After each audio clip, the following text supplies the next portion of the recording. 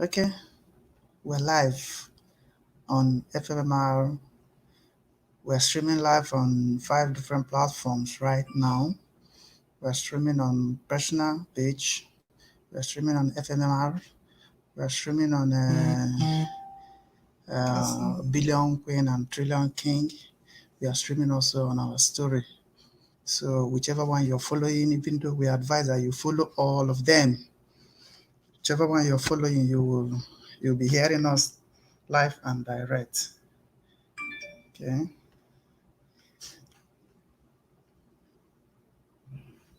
Mm, let me get my headset connected. Okay. So I will starting the introduction for today's presentation.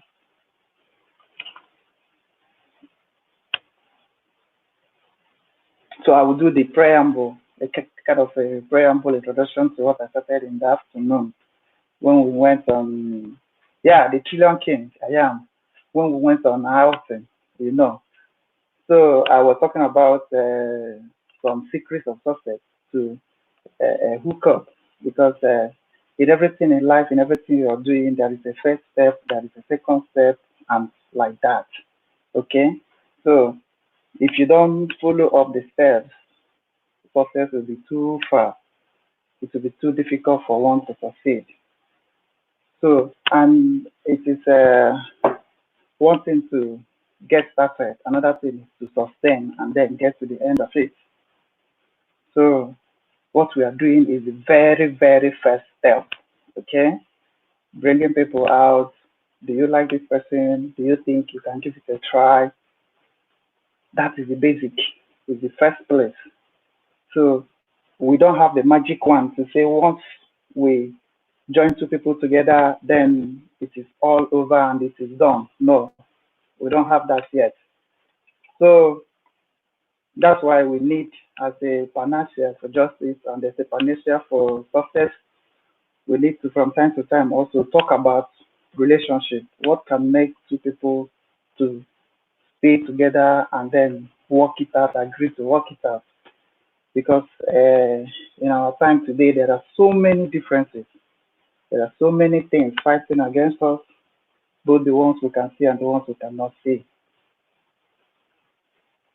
So if you know all that, it will help you to choose your fight correctly and then choose your mission right.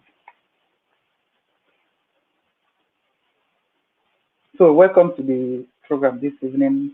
Welcome to the Sugar Night. Welcome to the Let's Talk About Relationships. Welcome to so many things. I am your Trillion King. As you know, my queen always introduced me as such. And I think I like that because our intention is to make sure that everybody, if we can, assuming we have the magic one, we will eliminate poverty, eliminate suffering. Okay? So do the ones we can do and then call on others who can help us and we'll do them. Because one thing in life is you might not know the solution, but you know the way to get to the solution. They call it information. Okay? So information is power. There is anything you don't know is too big for you. Okay? So, but whoever that will give you information or give you the direction to what you don't know, you owe that person a lot. So always be open, always be on the bright side. Okay? So that's the way it is. So in continuation to what I started earlier this evening, I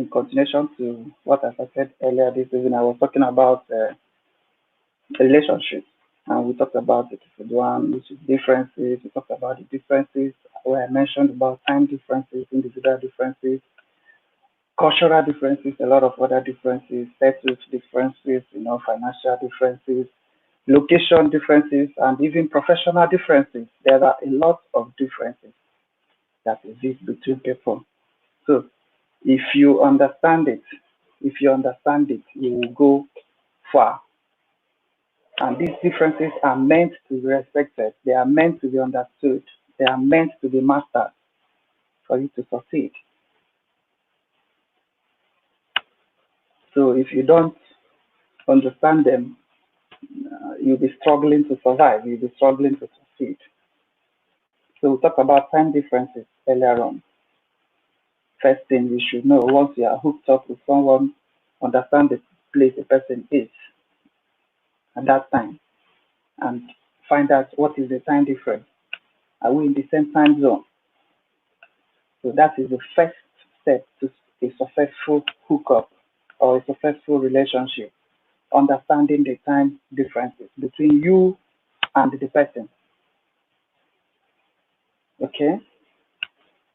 So these days, in this era of smartphones, it is very, very easy. Even if you don't know geography or you don't know about GMT and all that, you can easily look at use your phone, go to the clock app, go to the world time, and then select the city or the country the person is, if you know, and it will automatically add the time of that people or that person.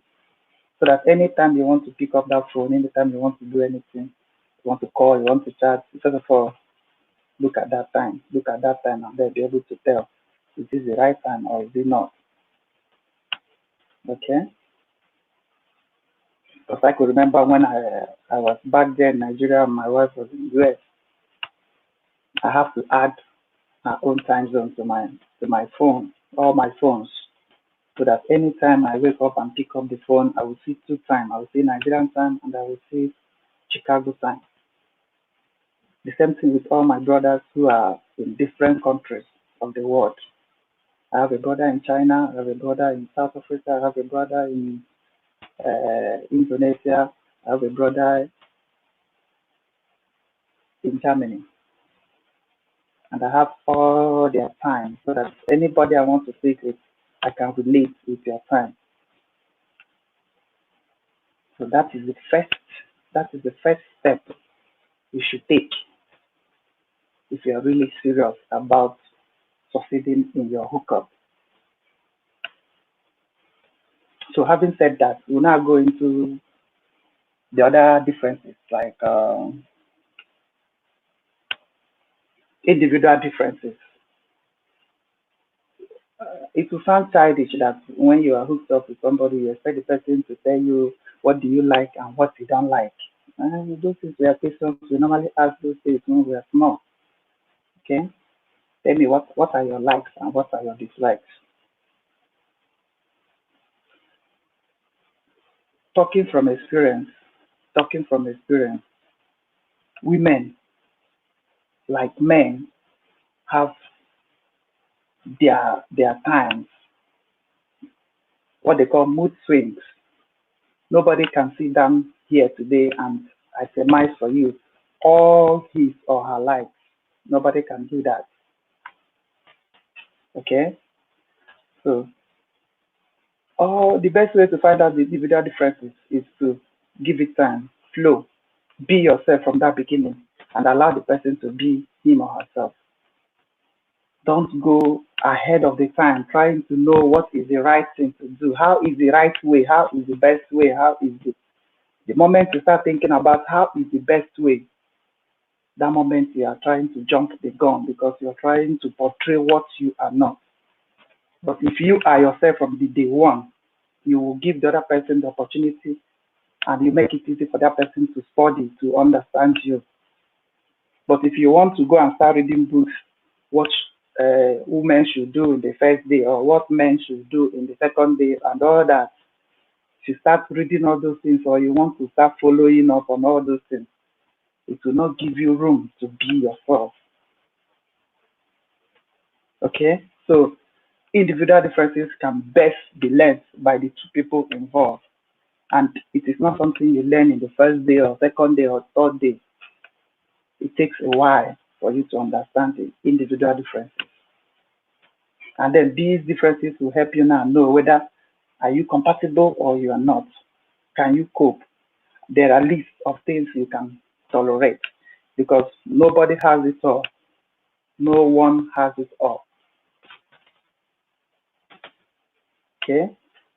So understanding that differences is a very, very crucial matter or crucial tip to a successful hookup. Then another thing is cultural differences. I mentioned that in the evening, cultural differences, I talked about that. So you have to know what might be obtainable or what might be allowable in your state or in your place might not be obtainable in this other person's state. The way you talk or the way we talk might not be the same way these other people talk. Okay? So it takes time, it takes some time to know all that. Where are you from? It takes a lot of, you have to do a lot of studies, a lot of patience, a lot of things for you to really flow. You have to understand. You have to understand the culture of both where the person is living and where the person is from. Because some people, by virtue of how long they have been in a particular place, they might start imbibing the culture of that place. So you now know whether this person you are hooked up with is the person exhibiting cultures peculiar to where he or she is staying or cultures peculiar to where he or she is from. Let me give you an example. You might want to marry an Igbo lady, but you don't expect an Igbo lady who has been in Nigeria to be the same with an Igbo lady who was born in US, for example. So now you now see that Igbo being Igbo is not really just that. You need to now go further. You need to now think further and add the background of the person, where the person is at the moment, which one is taking more influence on the person culturally. So if you understand that, you now know what to expect. Because high expectations always lead to, or most of the time leads to disappointment. If you have too many expectations, for me, I have this way of going about it. I always expect least, expect small, expect the lowest, so that whatever comes is a surprise, is a plus. If you know the level the person can never go below, you expect that. Or you don't even expect anything at all. That way, there will be no disappointments, there will be no heart failures, and there will be no heartbreaks.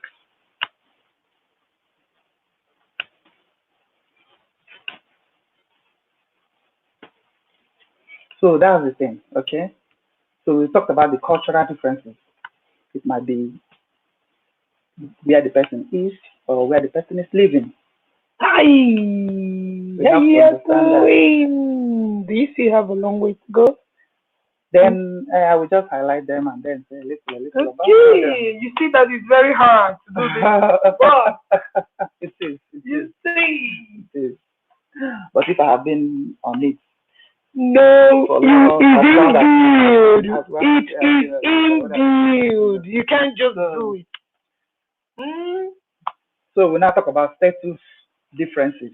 Okay. Remember that the mentality of a single mother is different from the mentality of a single lady. The same thing with a single father, the same thing with a single man, a single husband. So these are differences you need to understand and be able to marry them together for you to succeed with your hookup. Okay? We don't have any other, there is nothing special about what we are doing. There is nothing secret or but it's just the zeal, the passion, the way my queen takes it to heart. Maybe that's what differentiates her own platform from every other platform I've seen that, try to do hookup. So when you know all these things, you put them to work and you will succeed. So understand those stages. Am I going for a single mother hookup? Maybe I'm a single mother, or maybe I need a single mother. What are the expectations from a single? What are the things a single mother can do or should do.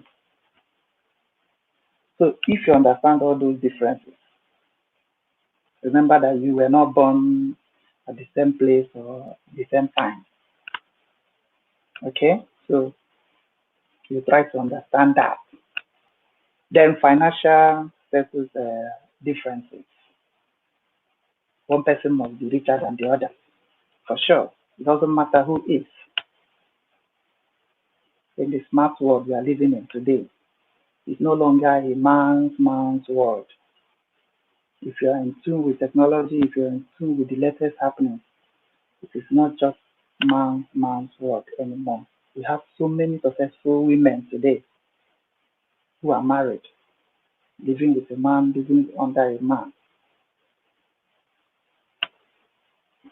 So always bear in mind, you might be hooked up with someone who is richer than you. That does not make you less of a human. You might be hooked up with someone who you are richer than. It doesn't make the other person less a human. Everybody must have his or her faith, have his or her respect, and then the whole thing will go on well. Okay? So we'll talk about professional differences. If you are hooked up to a business person, you don't expect the same thing with someone who is not into business. Okay? If you are hooked up with someone who is a learned person, like someone who went to school and all that, you don't expect the same attitude or the same behavior from him as you will expect from someone who did not go to maybe secondary school or university. So in that aspect, it doesn't really matter where the person is. You have to also think about that. So when you know that there might be differences between our qualifications educationally, then you know what to expect, because it is always important for you to have have an expectation and then follow through with it. Okay, so that's it for this one now. Like I said, the evening when you are hooked up with someone, give it your time, try to understand the person, find out where the person is, and then think about all these differences. Don't start with a pace you cannot maintain. Don't start sending 100 messages per second in the first week. The second week, instead of going to 200 messages per second, you start going down to 80 or 50. The other person might see it as a loss of interest or diminishing. Have you reached the diminishing return? That's what we call law of diminishing return. The law says that at a particular point you can no longer go for it. You cannot spend more again. You must start going down or remain at that. Okay, so start at a low pace. It is always good to start at a lower pace. Be yourself, be as natural as you can. Okay, so maybe some other time we'll talk about episode 2, which will be about goals in relationships, goal setting. I said something about it when I mentioned the goals must be smart. Okay, with the SMART being an acronym, SMART, all of them standing for something or the other. So that one will be a talk for another day. Okay, so start at your pace, start at your level, be consistent. Okay, what matters is consistency. You might not be able to talk 100 times in a day, but that does not still mean you are not together. But if it happens that two of you are the people that like to talk 100 times in a day, so be it. It still goes down to that differences, individual differences, okay? Some people like calls, some people like to talk and talk and talk and talk and talk. While some people like once in a while talk, messages more or other things. Okay? So always know that and always maintain that. All right? So I will okay, let me share the link and No, you did that today. You are the. no, I'm not. Let me invite some people to also bring their own opinion to bear. Okay, so that we talk about it. Going home about We'll talk about it. for here. Man, I'm gushing. We are here now. We're not running away. Maybe I know. Yeah, I want full-time job. So now I have shared the link there. Okay. You will pin it down, right? I did already. Okay. So let's So you can request whether it is.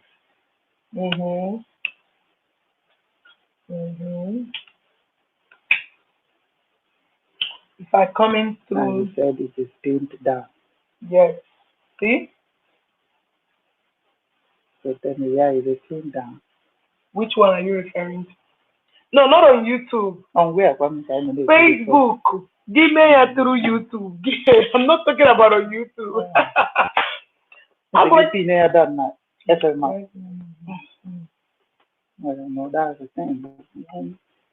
So, okay. Somebody is here. I've not seen your face yet. So, good morning, Emeka. Thank God. How are you? Okay. So, Bennett Onyeka. Hey, Dr. CJ. I dey feel you. He's here. That guy, I worked with him in FMC. He's welcome. So you are here too. Let me go through and see my. Let me go through comment and see what's happening there. Okay, Victoria, what are you coming to teach us about health? Please, it's also needed here. Okay, I think one of these days we'll be taking different topics. Okay, topics that are socially related to what we are doing. We will not come here and start talking about things that are not related to what we are doing. So that's why it's as if I'm talking about the relationship, about differences and all that. So if there are also health issues that are related to what we are doing, then I will be glad to talk about them once in a while. So this has been a lot of things. Okay, taking care of that.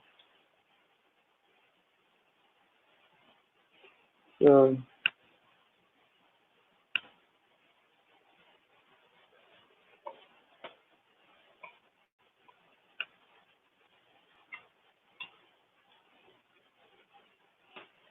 has it been taken care of? I think so, but delete them. Okay. Block and delete too. Just be sure. Okay. Ouch. Okay, sure. No.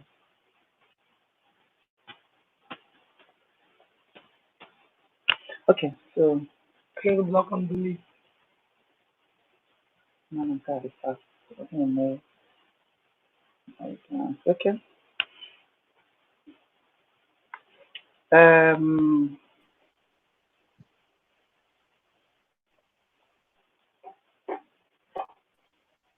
Network. network is not setting up. Hello.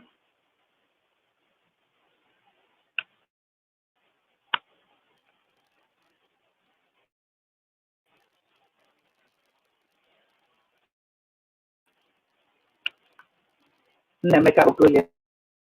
Thank you very much. The humble delegate man. Thank you very much. I got it done. Hello. Hello, good morning. Welcome to the screen. There is no light to you. Yeah, can we see your face, please? Hello, good morning. Good morning. Can I see your face? Please, before you come to the studio, on the light in your area so that we can see your face. Network is having issues. But now that I'm hearing it through here, will they also be hearing it? I guess. What can you do? So that it will be talking from there, right?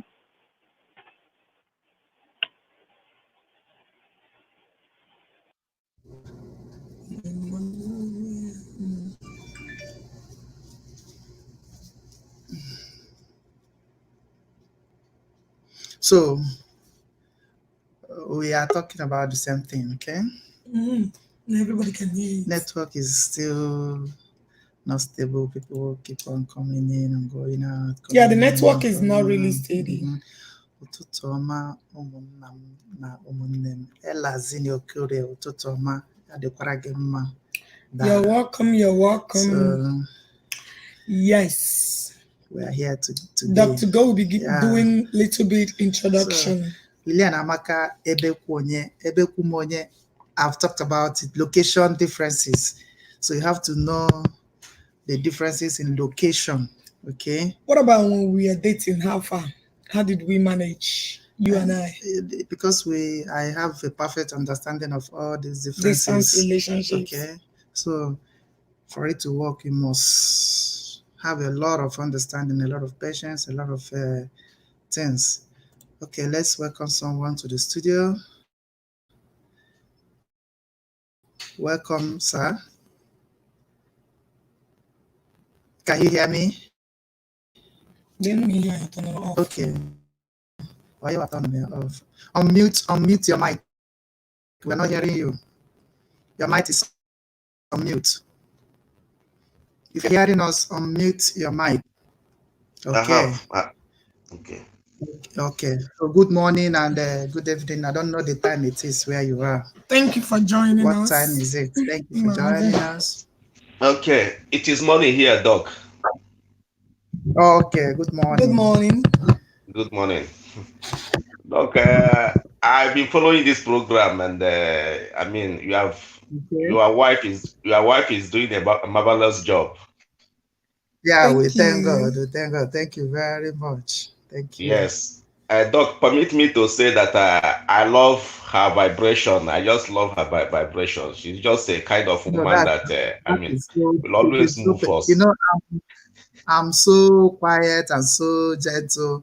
So I needed someone who is opposite. So that I will not have all children. So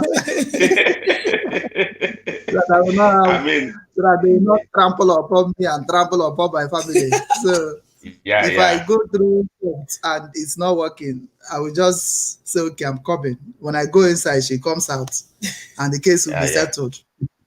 Yeah. So, no, the thing that is that despite all her vibrations, she's not as harmful as people think she is. I mean, when you look at her, you just see that the whole thing is just. I mean, she just does what she wants to do, and it is all over. That is just her. Yes, that's it. Do it there, and it is done with. Over. I've been discussing her with my friend. We just try to analyze her kind of person. I mean, that's just the kind of that's the kind of person she is. The way she feels it, and it's over. So you cannot just. She doesn't care, and it is partly America in her, because Americans, they don't take it. You know, even a small child cannot take it. He'll tell you, no. You know, they start acting up. So that's how it is with them. Yeah, and also your attitude towards the whole thing is another thing I want to comment, Doc. You see, thank you very much. Thank you very much. Some men that are very emotional in character, they will dabble into all these things, and I mean, the whole thing I start a different kind of one, you understand? The secret of the whole thing is that when you know from the inside, you know, when you know the whole agenda, the whole issue, the whole thing, if you have a perfect understanding of it, you know, the way you're seeing it from the outside will be very, very different from the way someone inside is seeing it. That's the whole thing. So somebody who is inside, who is part of it, who has seen the whole thing, you know, knew when it started, how it started, what led to what, definitely you will know the one that is the truth and the one that is just lies. When you know all that, you can't just let evil, you know, overthrow you. Yes. So that's thank you very much. I just I mean, you are just a kind. Thank You are you just also a kind for of person. keeping faith with us. Thank you, Yeah, because yeah, yeah, without you people, the program won't have any Meaning. meaning. yeah, Okay. yeah, yeah. And Okay. what we are doing this month, the job we are doing this morning is another. I mean, Mm-hmm. another So we unique try to. part of. That's just the Yes, we want to. another unique part of it, because for some days it has been your wife and Okay. all these their woman thing. But today you Uh-huh. just came with today you just came with another bang, and I mean that is to say No, that you are prepared. I mean no, everything is complete. no. We are full of lots of surprises, lots of all this while she would have reached a certain level by now, if not by because of the distractions and all these machinations of the enemy. But since I am around, since I came around, I have tried my best to, redirect her to the channel where she's supposed to be, the pathway she would have followed, and then, continued with her destined destination. Because Yes, all these side attractions has been delaying her and drawing her back here and there. But to God be the glory. She's picking up and she will get to that place in no distant time. Okay. yes, So you are not yes, going to be disappointed. Anybody who has faith with the platform will not be disappointed. That's just the whole thing. Okay. yes, Not saying that maybe when some malicious lies are being peddled about her, I will allow her to really, really, come in and put some things in their places, and life continues. yes. So those are the things. So yes, and my a little advice I want to chip as I want to make her know that she's a celebrity, and a celebrity has a way of carrying themselves. You understand? A Maybe. celebrity has a way of carrying themselves. The reason, I mean, the main difference between we and the whites is Mm, not that there's nothing. I mean, in terms of nothing event or what happens to different. us individually, nothing different. But the way they carry their problem, the way they carry their this thing, is just what makes it as if, I mean, they are Right. better, or maybe you understand. So Yeah. you may have you may have a problem, but the way you channel the cause of solving it is Yes. another thing again. You understand? So Yeah. You have a point. we do face the same emotional challenges, we and the whites, but there is this way that they do carry their things that makes them looks as if they are more sensible, or you Mm, know, understand. So I will advise her as a celebrity, which many people look up to. You understand? mhm. Remember, To people are try looking and up find to a way. not Try and everybody. find a way. Mm-hmm. Yeah, try to find a way to solve those problems. You are a very good add up to whatever he does, because you have a different, you have, A different your composition. temperament is quite different. So your That's the word. advice and what so will always contribute. And uh, we don't live in the same place, but some of us too. There's a man I normally see in the studio. He's Sugar. Sugar. Yeah, no, sugar is a man. Sugar Sugar, is a man. Is an embodiment of knowledge. So embodiment, I'm exactly, telling you. exactly. So so sugar is he's a an man. adult. He's Yes. an adult. So So, his advice again could be, don't just forgo his advice, even if it doesn't go with what you feel you want no, to. So you can. for sure. When you're serving the public, you're bound to get so many advices. In the sense that if you don't have a laid down procedure or a laid down format or a laid down plan you want to follow, you will just be perambulating from here and there because A will come today and give you an advice and you try to follow that advice. B will come tomorrow and give you a totally different advice altogether. So, but if you have a plan, all we now do is this is our target, this is our plan. Then A will bring an advice. We'll now try to see is there anywhere this A's advice will fit into this plan without either altering it completely or taking it out of rail. If there is a place, because we are all human beings, nobody is perfect and nothing is complete Yes. until we die. You Yes. understand? Every day Sure. we keep on living, we are open to changes, we are open to improvement, we are open to what you think is the best today, by tomorrow or even by the next hour is no longer the best. Yes. So which means every second, new thing keep on coming out, new knowledge, new exposition, new discoveries. So which means we keep on improving. There is always that room to improve. Yes. So that is it. Thank you very much. I love that. I love Thank that. you. So Thank you. coming to today, this morning's Discussion. topic. Uh-huh. Yes. So my little contribution there is that just as you said, these are the things. These are the things we need to know to make any relationship work. Mm-hmm. Yeah.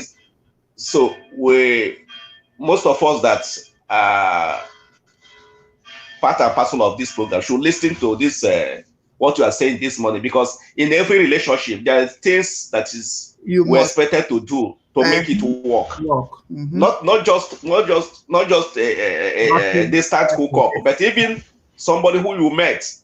Yes. When you meet somebody the first time, there's things you need to do so as to make the relationship work out, because we are from different climes. You understand? A lot of differences, different things, so many different things, different family background, different upbringing. I can't even explain the whole differences. There are so many of them. So, but if you understand them, and then when they are coming up, you will know better that this is what is coming up, and I already know. Yes, after all, even twins they have problem. Not to talk of people from different mother, mother, father. So I will in my little advice, I will advise our men, because we are from Africa, we are Igbos. Mm-hmm. We have this male chauvinism in us, that we feel that men should always take control. On top, that was why we have this expectation. We always have this expectation upon our women, that whenever they come, this is what are they supposed to do. It is lie. It is lie. We have to do what? Yes, we have to give out time, just as you are saying. We have to give them time to learn. We have to give ourselves time to learn a lot of things. We should know that we come from a different places, just as you said. So we should not be expecting. We should not have this pre-expectation. There is no pre-expectation. You understand? Even if you marry, if you get hooked up with a single mother, there are certain things you may expect that may not come. We need time. We should be patient with ourselves and our partner to learn the things we have to learn, so that it will work out. Pastor, I mean, you're right. Doc, I'm so glad. I'm so glad about this lecture you're giving this morning. I appreciate. Okay. I appreciate. So that's the thing. Anybody can come in and contribute, make your own contribution. So we are still talking about differences. Even though my list was not exhaustive, I did not exhaust all the differences, and those differences are what contribute to either the success or failure of a relationship. Failure to acknowledge a difference or failure to accommodate a difference can lead the whole thing to confusion and when you're not A, when you're not B. Okay? Yes. So, but if you understand, onye na Enugu, mụ anọ n'Owerri, otu nshito ma ihe m hụrụ mgbe m na-eta oge ihe ọhụrụ mgbe even experiences, there are differences in our experiences, because sometimes our actions are formed by the experiences we have had in life.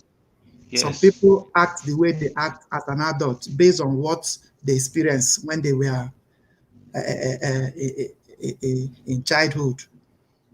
Maybe people that were molested, people that were harassed, people that were bullied, people that were, a lot of things. They now grew up with that mentality or with that wound or with that scar.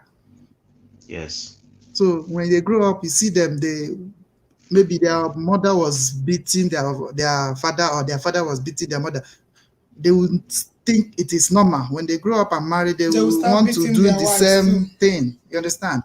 Or maybe their mother was too submissive, never say anything. Nothing, and they expect their wife to do the same Mm-hmm. So all those things, we have to understand the differences in time also. Like somebody would tell you, did your mother and your father get married Marriage through on hookup? social media. Through hookup, social media. But the person Anaka Joe where Magin and Baggy have used the Facebook. How use the phone? How use the phone? I use the phone. I use the Facebook. But today, even on Facebook, now fair on. Email a travel. Magin and Baggy have travel. Travel. So they only concentrate on the ones things, they know, like the little because ones. they are so mediocre and I don't know. Oh my gosh. So when someone start talking about I look at you as men, you're just being selectively destructive on yourself. Yes. You're just telling yourself that you are not in tune. You are not in tune with modern facilities. That's what it means. You know, sometimes when you try to fight someone, you don't even know when you are even presenting yourself, making yourself look a fool of yourself. Yeah, sure. You think you're saying to to harm the other person. They will now turn around and make you look stupid. You portray yourself as a stupid person. Okay? Hello, Lucy. Lucy, can we see you? So that's the thing. Hello, good evening, yes. sir. Yeah, we are not seeing you. Where are you? Okay. I'm here, but I just don't know, just like to be like this for now. No, you can't come to our platform and you will not show your face. They remove because. So that's the thing. You know, when you start talking about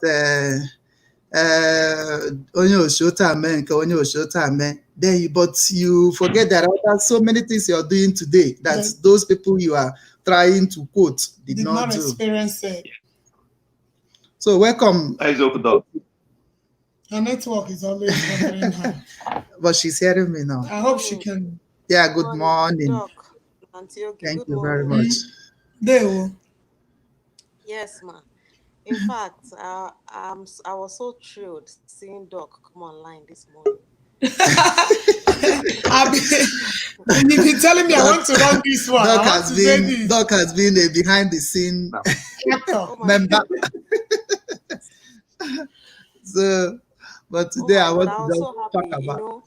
You know, sometimes when she comes online with her strength and her vibes, give me emergency, where is the strength coming from? Now I've seen where the strength is coming from. Oh, you think I'm getting my strength from Doc?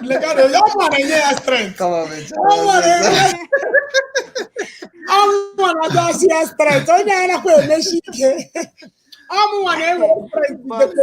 In him. Yeah, but at least even when a supporting partner, it helps. Yes. At least. No, he's him coming on 1 in a million. Right. You know, I can't thank God enough. You see, so when you have somebody who is supportive like that, they can have bashing BK. That's the thing. Now bashing BK, I know as okay, when he name born up on Nigeria, on a film. I mean, born on Nigeria, hospital. Yes, you do log another took no more. I'm not on social media, but one day, I don't know how he came across one video that turns his brain. Yeah. I'm not just log on Facebook that day. That's all. He don't even like cramps, but it's okay. The thing really got him. Yes, I like that. Thank you. Thank you, Doc. In fact, I love your advice. Thank you very much. Thank you. Yes. In fact, things we should look into. Okay. I live in Dubai and I have some friends too in some countries. Okay. Especially in Nigeria. You know, when they want to talk to you, they call you when you're ready. And that's the problem. So frustrating. Yes. I've experienced it. Somebody calls you around 1 o'clock, 2 o'clock in the morning. I was like, why didn't you pick did you check your time before calling me? Mm-hmm. In Dubai, we are 3 hours ahead of Nigeria. I mean, you should know that I should be sleeping by now. You know, and when you don't pick the call, it will be like you are not ignoring the person. It's lack of information. Lack of information. No, it is No, really, no, really this person offensive. knows. They It are is all aware. offensive for you to even not think about time difference. Seriously. It is You offensive. see, when they call me here, you see what time they call me? They call me anytime. There was a time I uploaded something. I said the Queen serves many people across different time zones. You took it upon yourself to be doing what you're doing. So onye ọbụla tetere mgbe o tetere ya join without even checking Chicago's time. So ya join ya gị. Onye mere some people ji na akọnọgọ ọnụ today na ị na-anọ na online 12 hours. Exactly. Because o nwere ndị wo ha tete mgbe ha tetere ha hụkwa gị ha makwadụ gị na o nwela group ịsa afụchara ha agafere maybe their own ha abala night say gị good night lawa gị face kwa another group na ha. Exactly. So but those things are just that. Nwegi two ways about it. When these matters can be very little, and we don't pay so much attention to them, but they mean a lot. They mean, yeah, for sure. They mean a lot. A little body language your partner put into the relationship can crumble it. I know. Just like that call. Like every other thing is going on fine. That call is another thing that pisses people off. Especially that call. That call on. Oh. They call from 9 hours. To have a sound sleep. Somebody will be calling you. He may insist that he wants a video call. Even PK. I got that from your voice. The consideration of I got that from your voice. Nature they call and the one just be brief. And you will try and pick the call because you wouldn't want to leave the person hanging. Pick a call, you pick a call there. And when you try to explain, they can see if no, maybe she's seeing someone else or he's seeing someone else. If we could let me explain explanation on our work. Because I cannot kill myself. They call the room now. I work, brother, because my dear. The worst thing you can do for yourself is to accommodate or try to patch at that early stage. If the person cannot understand these differences and respect them, it is a sign that you are going for a rock because it will continue.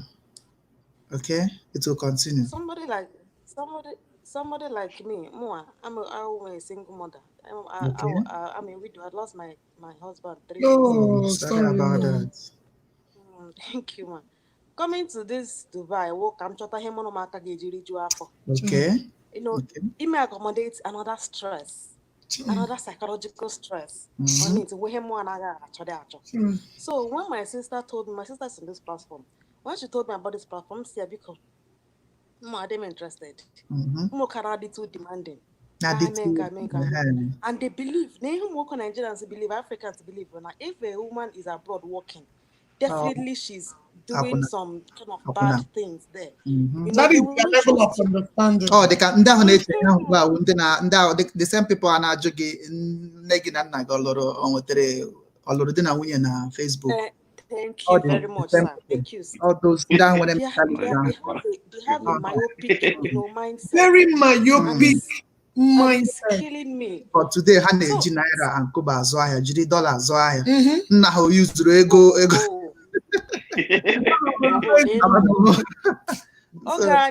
Parents are the same thing. So I was telling my sister, anybody now within my locality, because I come as a quick all the time. You have the right to choose what everything is tolerance.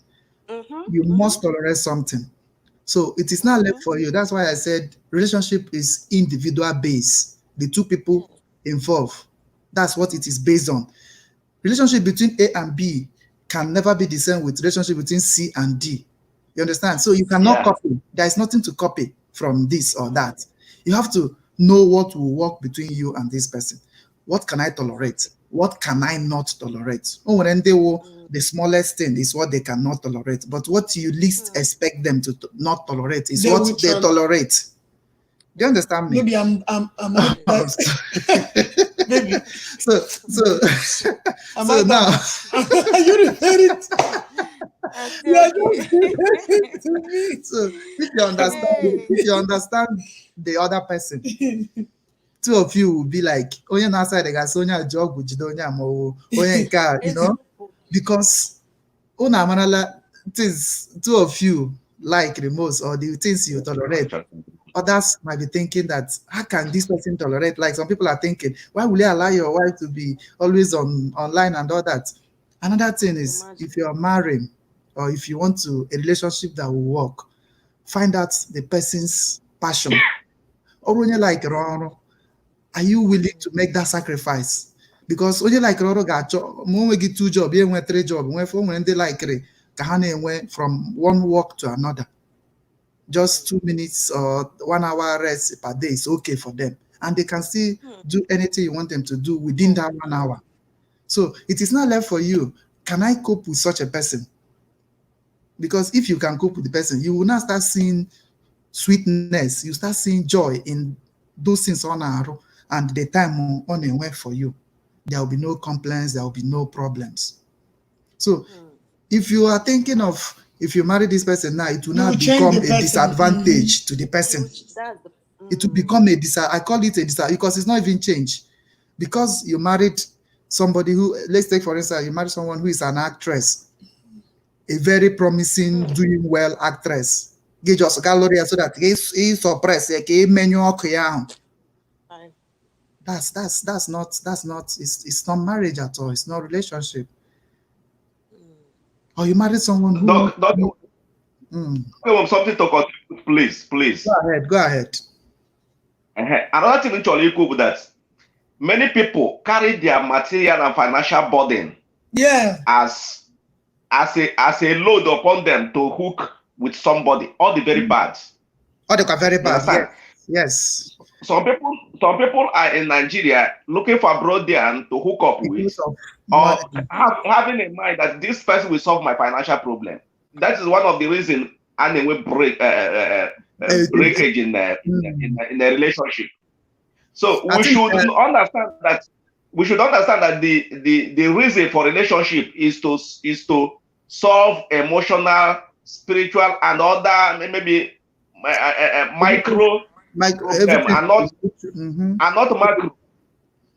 So the issue of going to hook up with somebody cause of one problem. You for my financial need. You understand? So people should understand this. Once you put all those things in easy when I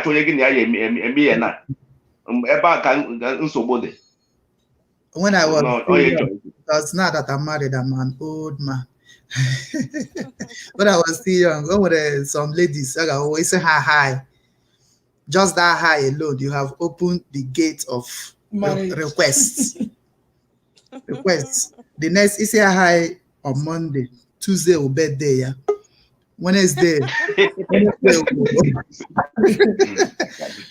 be there. I'm telling you. Wednesday will Maya Hadigia. Thursday will and dog Friday will know one year we culture they got visit but Ojigi Ekobla. Saturday go na phone here maybe la. So oh my gosh. Just say hi, you know, just for being nice to the person. They got everything already. So it is also good for you to maybe that one will come in subsequent episode because I want to be giving this talk in episodes. Maybe next time we'll talk about goals in relationship because it is also okay. Your goal might be different from the other person's goal.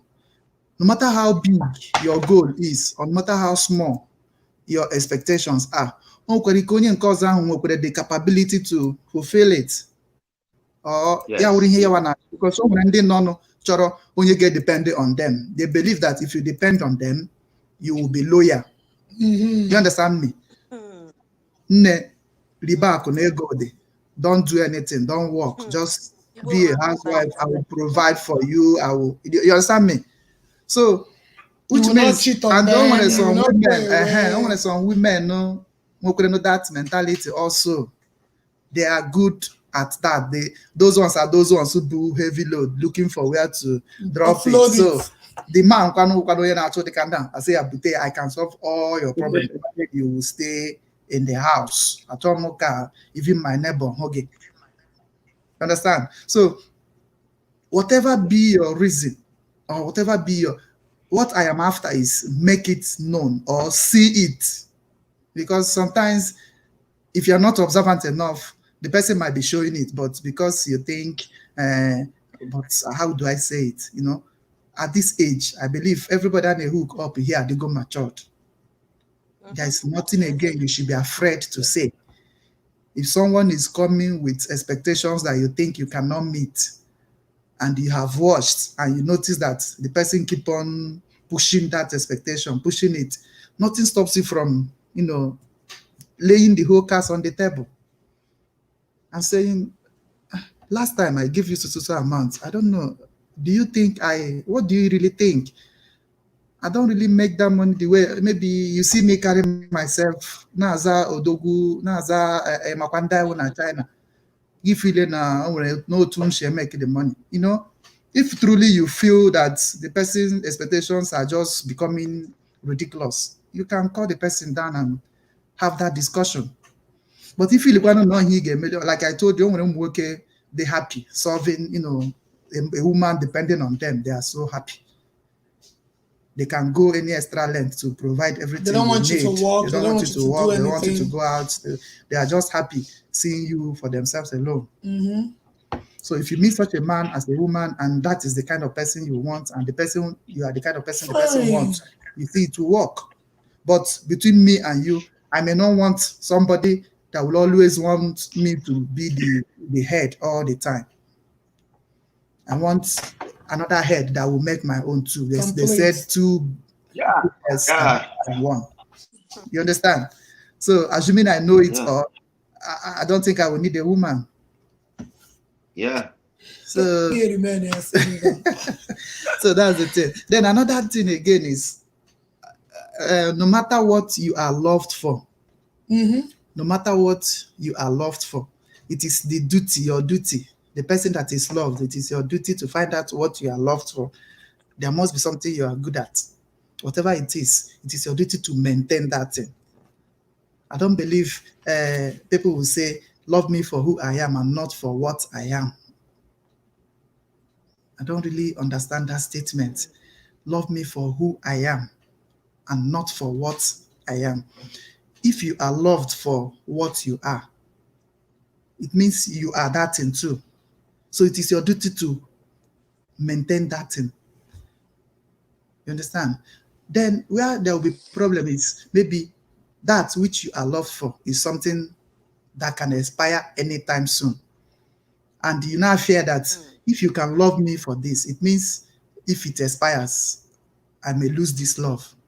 Then it is not left for you to say, though it is worth loving me for, but I don't want you to love me for this. I want you to, did you not see this part of me? Did you not see this? Did you not see this? And the person is just interested in that one that you yourself knows it has a very short lifespan. Then you can smartly quit or gradually, let it die a natural death. But if you are loved for what you are good at and you have confidence that the thing can even take you into old age, it is your duty to maintain it. And then I like, okay, because every time we share, some women like a man for just that. When did they hate one mother no they are dating? So in such situations, when the manager like a cassava, big cassava. You know, now talk like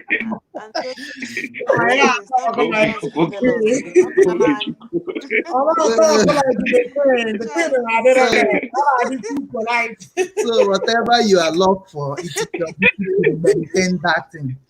Keep polishing it. If it needs shining, you keep shine it. Get at the best of it. If someone loves you because you speak good English, try to study more and speak more.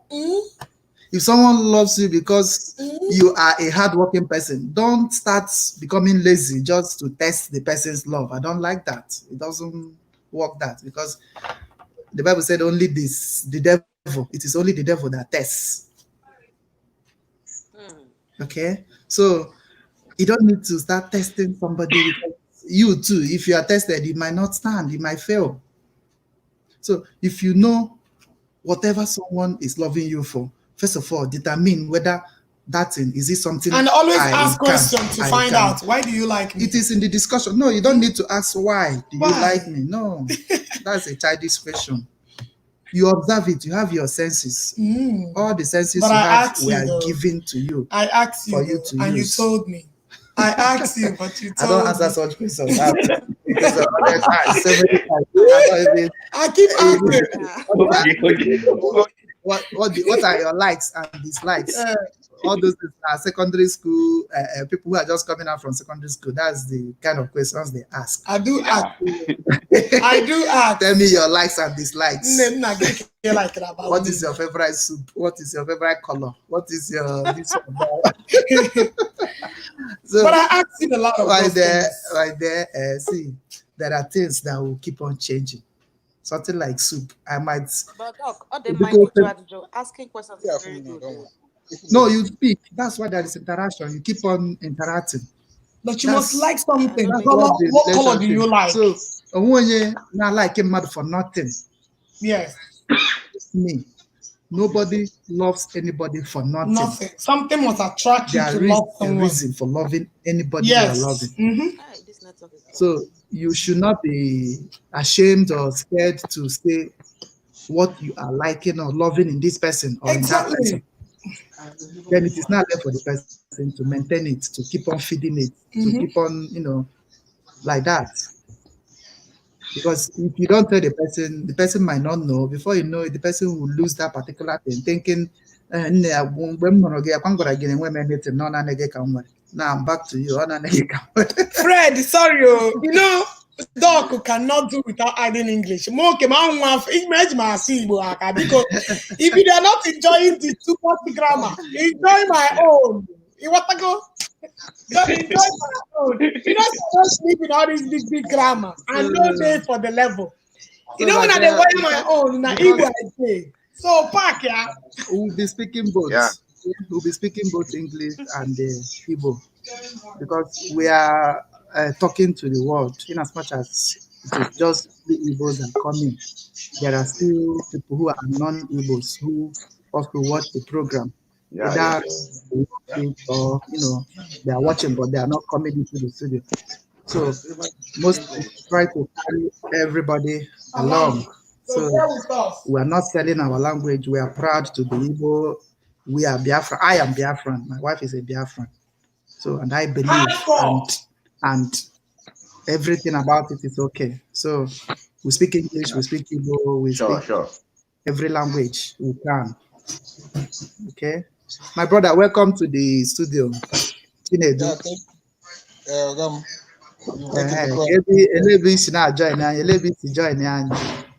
Ndị ọspa agbata ọla na for amakom nke na-aga on second join ya before. Okay. So we are still doing I think sugar night, but today we are adding some tweak to it. It will not be like the regular normal sugar night. Okay. But it's like this one now, because there will be a lot of differences and a lot of things added to it. We might even still do hookup. I don't know. Okay? Are you going to do hookup too? So, Doc, you will do the hookup yourself today, Doc. I'm not going to hook up today.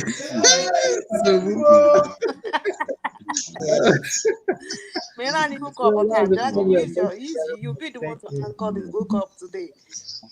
Let's see your own version. Sugar night. Why? So, abịara m na fụọkwa m gị na ebe si m bịa cheki gị bịa fụọ gị.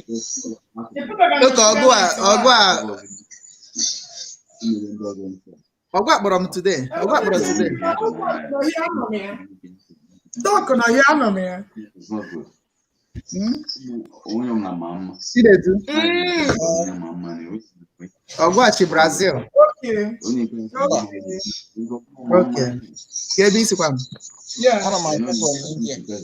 Okay, I know me here. From where? India. Yeah, I know me here. From it's all from where? From India. India. Okay. You're welcome. You're welcome. Thank you. So in running high need discuss, ba? Just I can do so, but I can make Welcome, Lucy. Welcome, Lucy. Can you hear me? Yes. Okay. How you So doing? I'm fine. I'm thank you. Oh, I'm, yeah, I'm, video, yeah, I'm very dark, but you can see my teeth. Your tweet is sounding like my own too. Okay. When you studio, you make the noise. When your phone, you make the noise. An ear sound. I guess it's not Just mine. take care. Let's see. Madam. Oh, Oh, the good baby, Madam Mackenzie. They take care. The coaching. Okay, Chinedu, your this thing is making a noise. Try there is and a fix noise it. there. Something is interfering with what Yeah, you're doing. try and fix it before you come back to the studio. So, Lucy, talk to us. I do not have much to say, but if you ask me, I will say anything that you ask me. Okay. Yes. Wow, you know, think around your time. Maybe I get. Think around your time. Which is me. We are talking about. Dog in Achepo. Emuchago dog. Wait,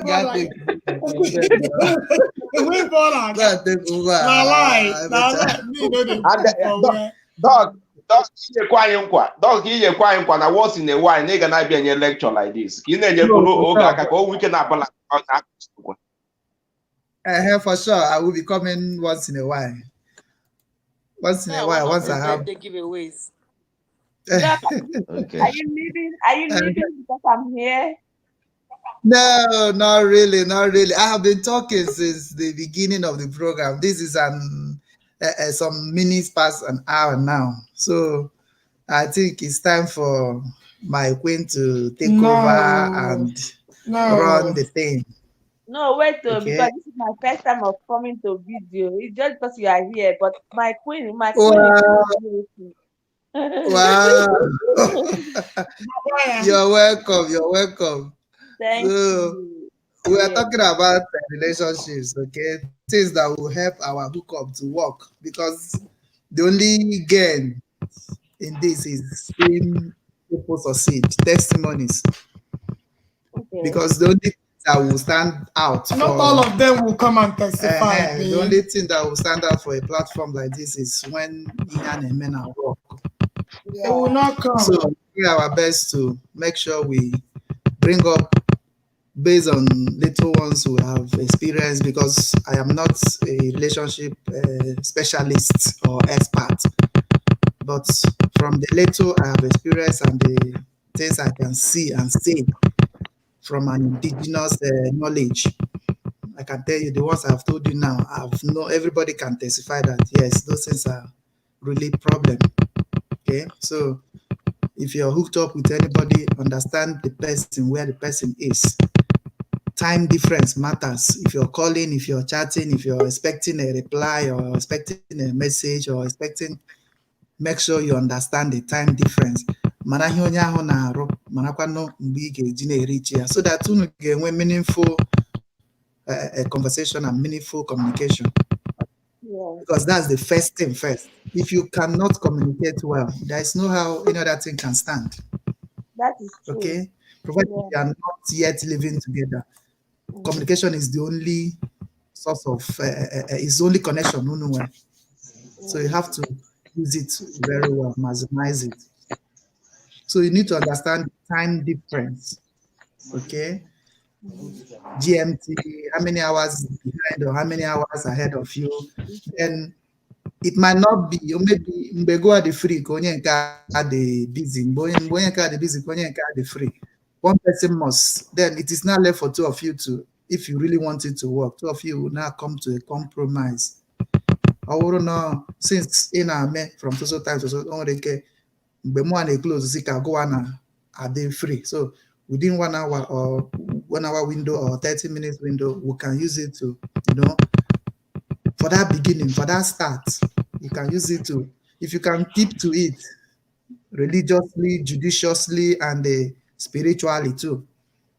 Okay, you must keep to it religiously, judiciously, spiritually, physically, and all the ways. Spiritually, otherwise. And all the ways. So if you maintain it, I promise you don't need 24 hours for you to have a meaningful conversation. For me, for me, to talk. For me, I would say like in Nigeria or you want to more America. Or what is that now? The time difference is like this, is like this. I love that person. You're supposed to write it down, calculate it. Even if you cannot, you can Google it and say time now in so place. Google will show you. This time around, our smartphones has the clock, that clock in the smartphone. If you touch it, you will click on, you will see where you local time, word. You go to word, you click on the word, select any city in the world. It will show you the time there. You cannot add it to your clock also, so that it will show 2 time, Nigerian time.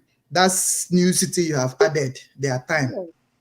So that anytime, any day, before you make that call, before you make that chat, you look at that and be able to tell yourself the truth. Because it will also show your level of maturity. If you can communicate only when the person is really in the right time, it shows that you're matured, you are you're serious. Yeah, and even sometimes the person might be in the house, like it's not yet time to like night time, but you just like you're not in the mood because you don't feel like talking to because the way you feel or something. So the person should understand and just time and call you back. But in the bar in Nigeria, I cannot buggy until you get fed up. Be like that. And ruin a relationship. Because like as I am now, if you're calling me and I'm putting my phone on busy and you keep calling me, that means it's either you don't get it, or I keep letting you understand I'll call you back. I'll let you know I'll call you back. And you don't get, I might take 2 hours, 3 hours. I might be doing something very important. So you don't need to be disturbing. My brother, you need to get noise in the studio. My brother, you want to get a hand of the noise in the studio. Sorry, can't you onwe achọ time iji make this live video biko ka njọ? No, I want one particular time. You follow all the pages. Okay. Follow all the pages, click on the notification bell. You understand? Yeah. For now, there is no specific time because of other engagements and other things. So whenever she's free, she will come. But if you have those notifications set up, anytime she comes online, you will receive an alert that she's on live, and then you can join and continue. Okay. Thank you. Okay. Yeah. And then every time there is a different thing. If you know they can get an back again, say give another thing. No one can be on the full time hook up. No, on a bow, so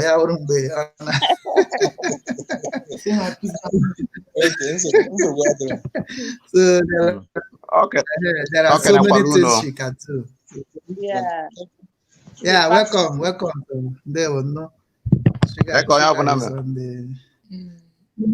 But network me again, so I greet every melo. Hello? I don't mind to do this one. No. Yeah. Doctor, good morning. Phone na-ekwu. Yeah. Good night. Good night, side the road. I know what does it. Okay, change go 12:52. So I have a new day. Agrito. Battery m na-anyụzi anyị. Yo, where they are not kubikun. Battery m na-anyụ anyị. Okay. So you're welcome. Network is, can I change it to another? I'm using my Chromebook. No, I'm a water Chrome. I'm a water laptop. Yeah, my own. My own wingy. Sugar. By the way, Sugar Khadija. do the kwa. Okay, make it go. Make it go corrupt to a doctor. No more corrupt. I've got to corrupt.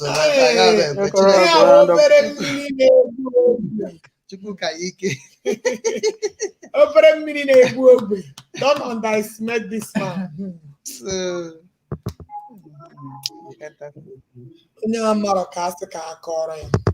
Within my engine, and they use laptop. Oh my! And they use laptop. Oh my!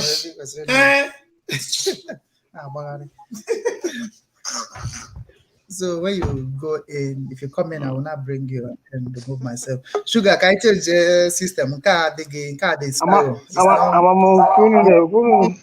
abia me mutare ya mali ya to se me yo mo. Then I added myself.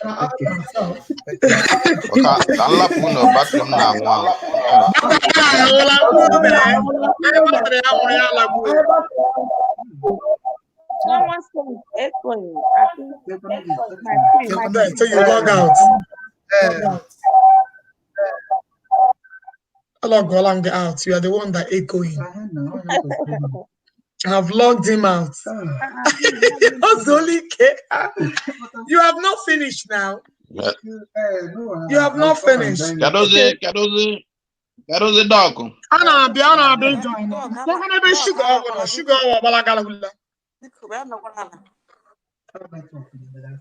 If I shake, I don't know. My system.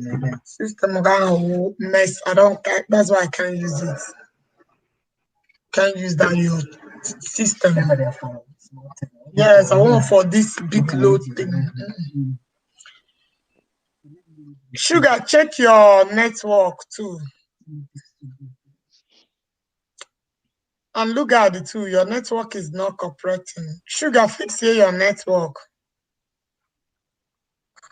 Sugar, can't you name network get it down or go home Wi-Fi? Aquagena doctor picture problem. David, they are finished your program.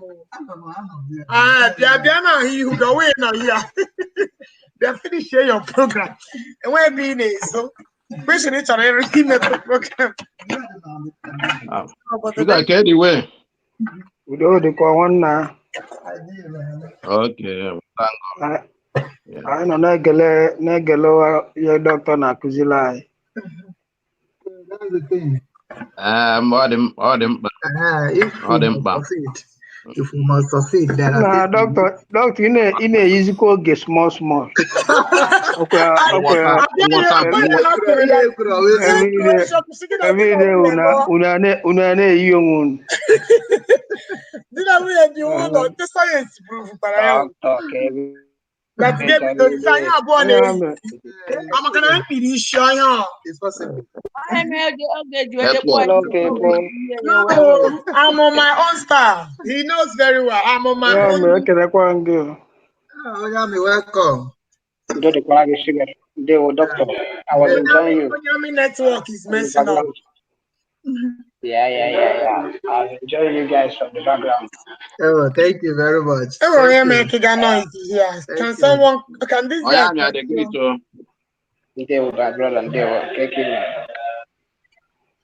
So we were talking about relationship because some people now, if we go her up that first week, second week, Can you take your phone, please? Check your phone. Your phone is disturbing, so I have to remove you to go out for you to fix it. Angel, check your phone. Angel, check your phone. It's really disturbing. Nah, please continue. So there are people once you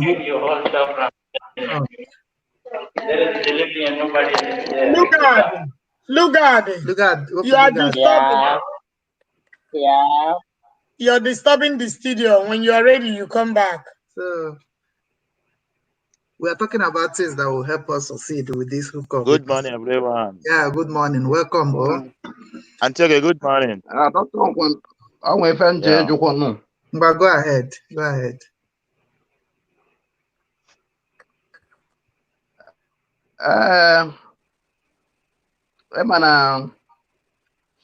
Relationship na-ekwukwanụ ọkwanụ nghọta bụ the main thing na mmadụ na-abụ na-eme ife ịghọta onwe fa ọfụma ịghọta maka na mmadụ na-abụ na-eme ife ịghọta onwe fa ọfụma udo ga na-achị ịghọtago mana ofu onye bịa ghọta onye ofu onye aghọtara onye ọzọ ma na ebe a ka nsogbu si abata na relationship ịghọtago mana otu anyị na-ekwu na ọ ga-adị mma like mmadụ na-abụ na relationship onye anyị na-akpọ the person all the time na phone ọ dị mma your network maybe in a day like 5 or 6 times. Your network is breaking. This girl, Angel network is the one disturbing it. I have to remove her. Continue. Okay. Sorry, come again. You were asking a question. It's again na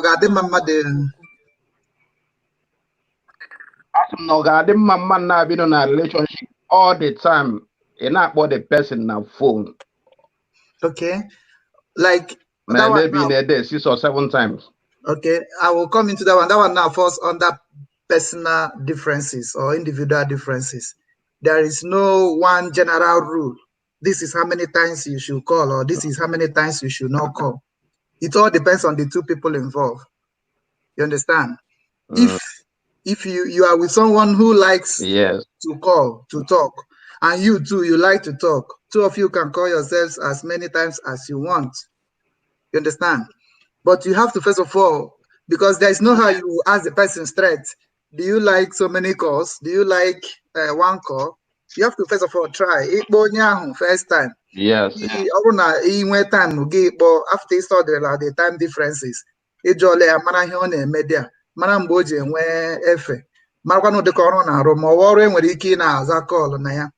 someone away at the gate to submit your phone, or you don't even call with phone at all. Okay, so in matacha those things, those time on are free to take calls. Even they can get first day, get 2 times within that time. Then you listen also and try to, because talking on phone is one thing. Then calling on phone is one thing. Then the reason for calling, some people not get on phone to monitor you, not really because they care about you. Do you understand me? No, when a phone call, on a bugging bubble because such a dema, elebino. First, no got you go elebino, elehine. So, and then when you're talking with somebody on phone, try to understand, listen to the tone of the person. Is the person irritated by the call, maybe by the duration of the call, or by the content of the discussion? Do you understand? Or by the timing? Yes. You have to be observant. You have to know all those things. Okay. If you really want it to work, you cannot just be bland. You cannot lead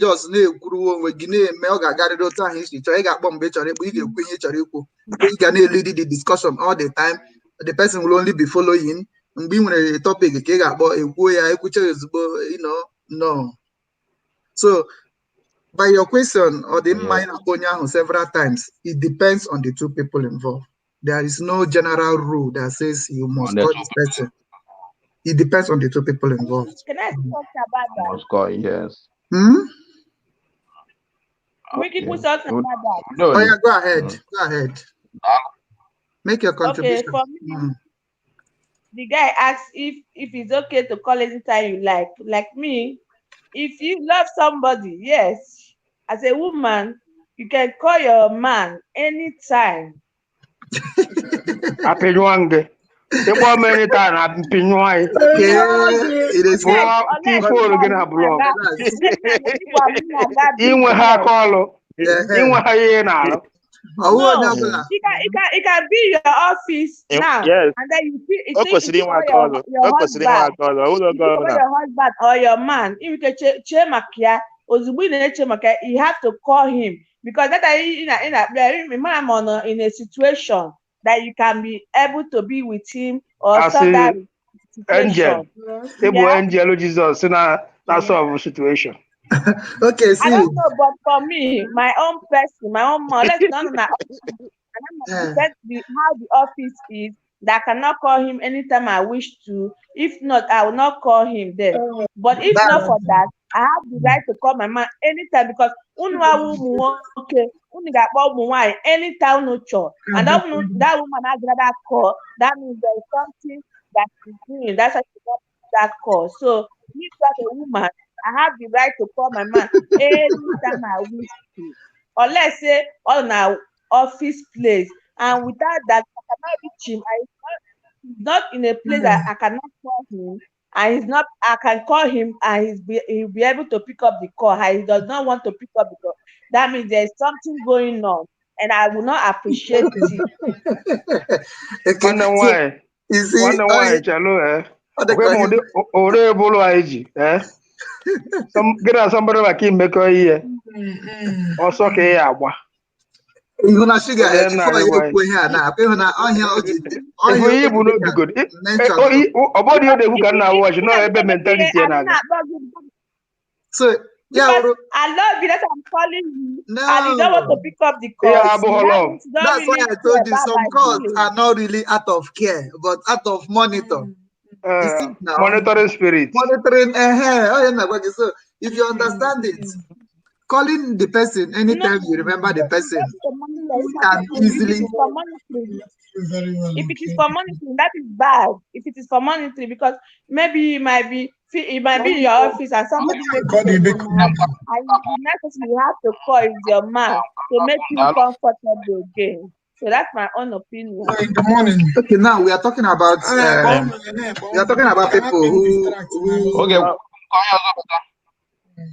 who have not. Okay, go ahead. In relationship, going love your question, Karen, or can why can Okay. First of all, we would like to understand what is love. Love is an abstract word. What constitutes love is the action you're seeing. Okay, the action you're seeing is what is love, not really the word. Not really the word love. This is love. You understand me? But what you do is what translates as love. So it is the action you take. And what you show to this person might mean another thing when shown to another person. Do you understand me? So Onyeka love means Onyeka actions. First of all, you have to, how many love actions are existing between you and that person, and who is doing more of those actions? Do you understand? Taking care of bills is an act of love. Do you know that? Taking care of bills, assuming you are in a relationship and there are bills that occur, I don't know whether jointly or this other person or your own person. Even taking care of yourself, you're taking care of yourself, you love yourself. That's an act of love also to yourself. You understand? So now that two of you are together, taking care of bills, taking care of emotional, assuming the person is having some emotional challenges, you step in and you have a solution to it. What again? Shelter, so many things, so many ways you can show love.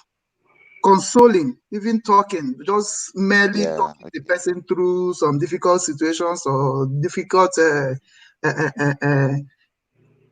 terrains the person found himself in. It's also an act of love. So now you ask yourself, of all these actions existing between me and this person, who is doing more of the action? The so right to do more. it depends on the situation. So nwoke can love more. One can also love more. And sometimes it rotates. That's what I'm saying. Sometimes it's just both ways. Anybody can love more than. Nwoke nwere ike ịkwụ ụgwọ ụlọ this month. Nwoke nwere ike ịkwụ ụgwọ ụlọ this month. Or next month, aka eruziri ihe ịkwụ ụgwọ ụlọ, nwaanyị akwụọ ya. Do you understand me? So it is still love between them. Onye aside agaghị ama, but if there is no understanding and that love, before you know it, nwaanyị feel na ịkwụ ụgwọ ụlọ mere nwoke ji wuru nwoke. So otu a ya akwụrụ ya ka ya awazie nwoke. Nsogbu apụta. Okay. I'm telling you. Okay, now I'm going to now. Hey! Japan. Okay. Dr. God. And Good afternoon. All right. They won the best couple of 2020. Yeah, Japan. The best couple 2020. Thank you very much. Thank you. Yeah.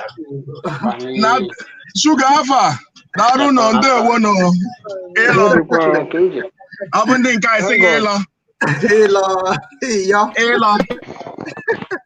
Nah.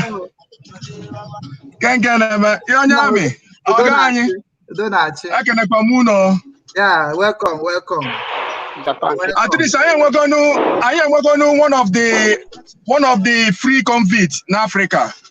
I think second. Yes, Africa is second now. I think Maratus or something like that. COVID-19 free. COVID-19 free. Yeah. That's a very big. In Africa, yeah. It's a big feat. No, maybe before June, everything got do okay because I pray that the medicine will be out. Yeah. I beg, please let them. Yeah. Wow. No, people are playing hard because now economy can do what your was it there. If for a bany, dollar was in the 520 naira. Yeah, black market. Yes. So we thank God, but life is important. Oh yeah, didn't know about the ego. Yeah. Yes, sir. Sugar can't get them. And give you by military when each other about the Ababukana. Give you up one day military in Europe.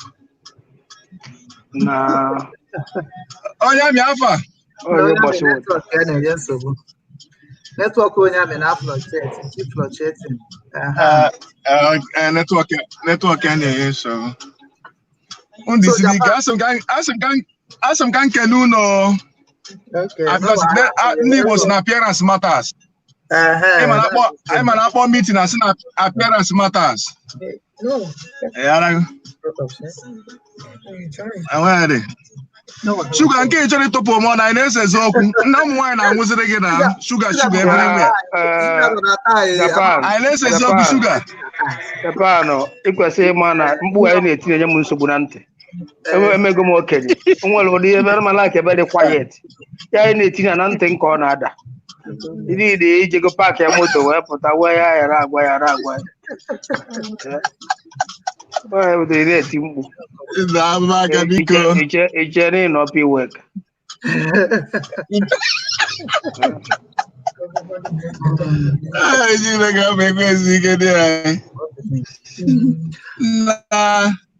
So I when you watching your video, I'm not talking to you. I don't want to BP this day, I say, or some man ever can every time name will be yes. Naturally will be angry, but I'm FM. You're be angry. Yeah, I'm gonna be begin the high. Nana, put one side. TV. Also, what if an assassin don't be us assassin and won't be angry with the time? No, you're one door. No, TV.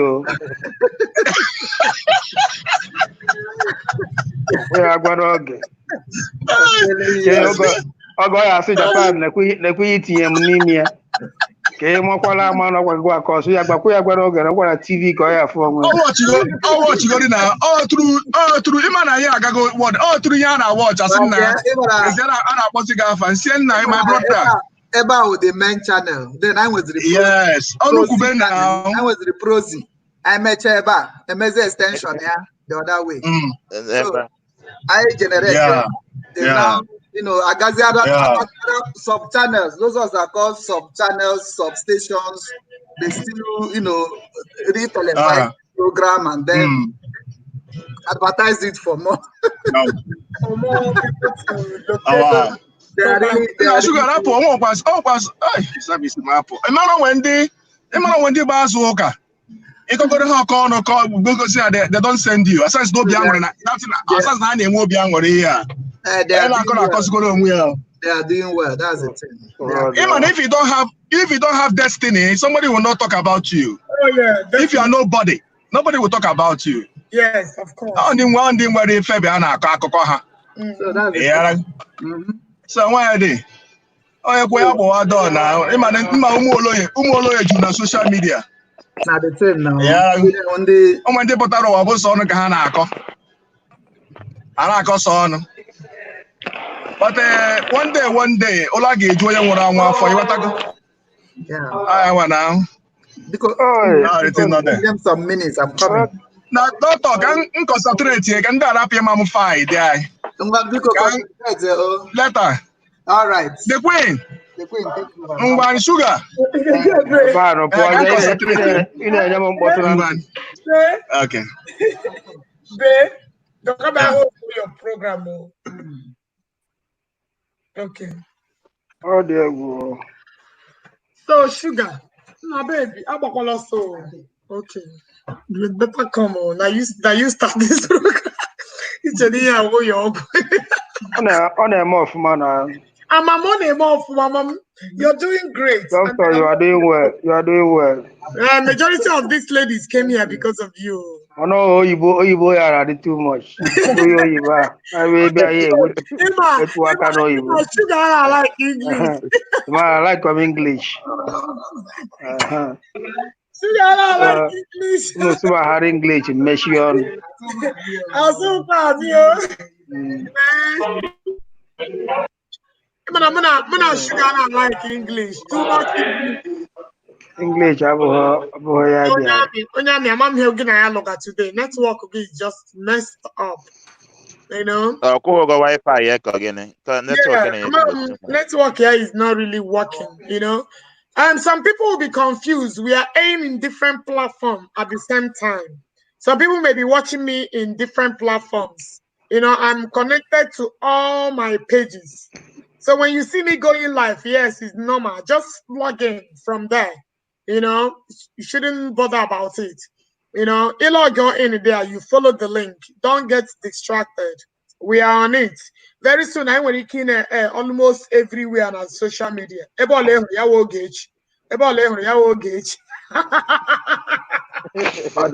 the sharp. So you're going to see me on different platforms and all that. So, like I'm going to do my hookup. Ono soro mongorea unye de mama this morning. Hey! Congratulations.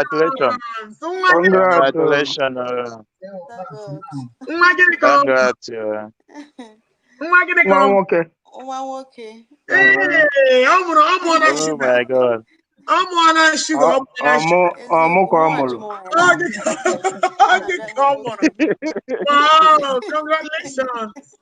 Congrats, On one boy, you're the first kid.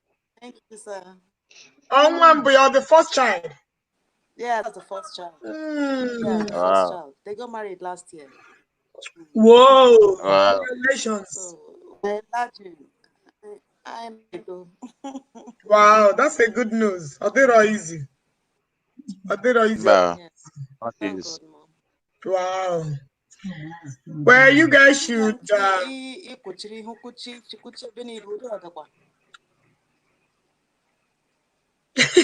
can you? ụmụ ha ka m si enyo ana m enye nwaanyị enyo Sugar ka na-enyo enyo. ana m enyo ụdị Sugar enyi gị nwaanyị ahụ mana ọ gbawagala ndị omechara ya eku ya awa. ka eji m nwaanyị nke Nke ahụ na that girl like that dị nyere nọmba gị. I get like Na Sugar amaghị mma. Amaghị m na-akọ ya. Like ga-agị na ha na-ekwu ya na-asị ya esi ga-eme ọ na 4 children. That girl. Oh ya nwa.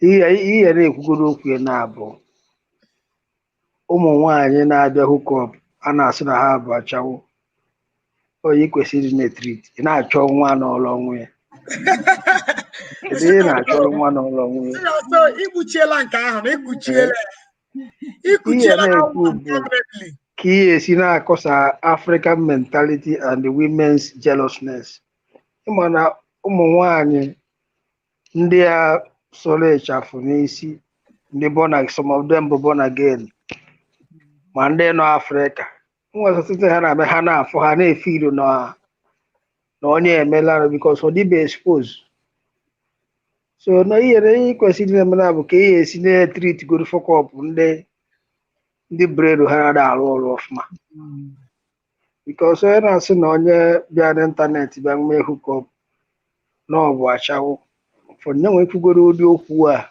egosigoro the kind of person ọ bụ a na-akwụnyere ụmụ nwaanyị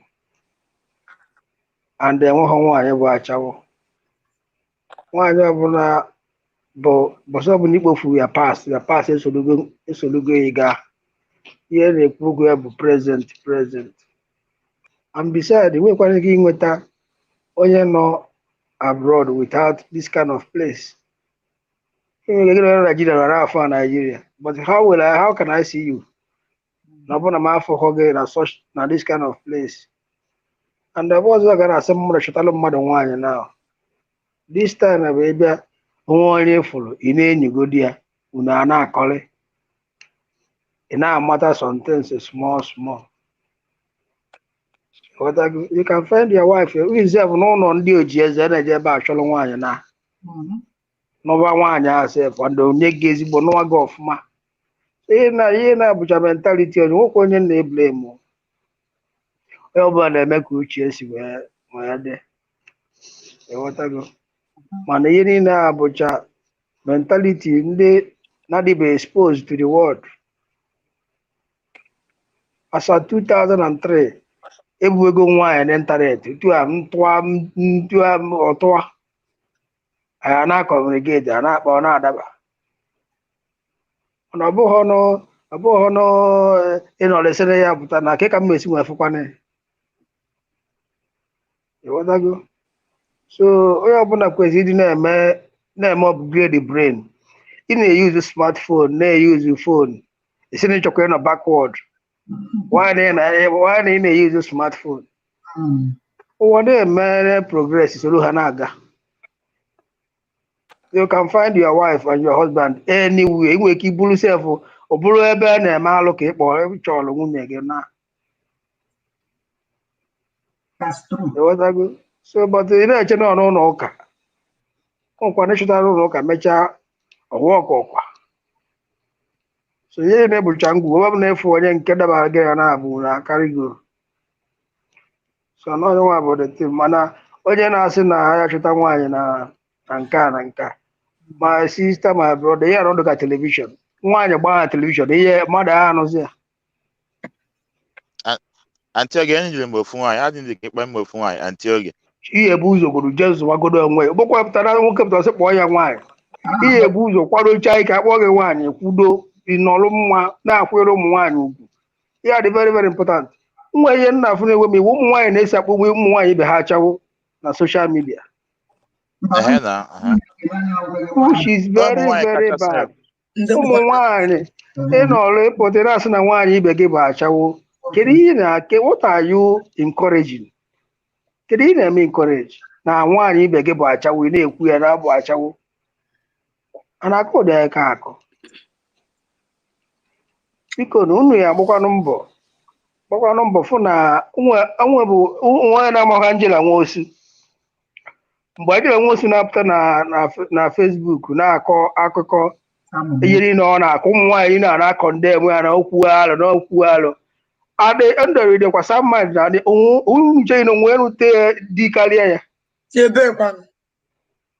unu nche na-ebu baịbụl na-alọ n'ụlọ ụka onwe onye nwụtanwu dị karịa ya onye unu na-akọndem mana ụsọ nwere gasị na follow where the way Angela nwosi mana unu si akọndem ya before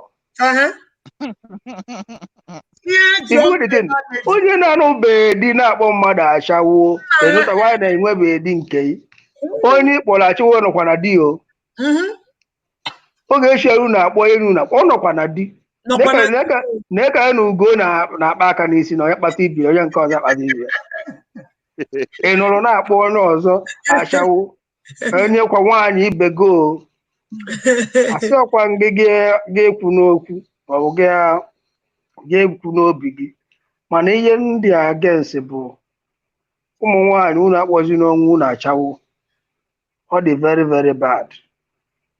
O nwere okwu na-asọ n'elu ini ewetago asịghọ ma oge echi isokwa eme isokwa na ndị na iso unu ya akwụsị ya Sugar Cherry, I don't just call people Asha, but when you come to my platform and comment and call me Asha, I want to in our watch, most of them who are against you, but that part in a play, Kahana Dia George. Some of these people don't know what is going on. No. Some of these people, I don't have the action in it. Hate some of them, because why I'm saying this, here for mother like this, or now Goku, it's not giving you any, or it's not making sense. You cannot support it as a carry on. You give that person is not giving you there's a reason. They know the truth. They just want to. But the thing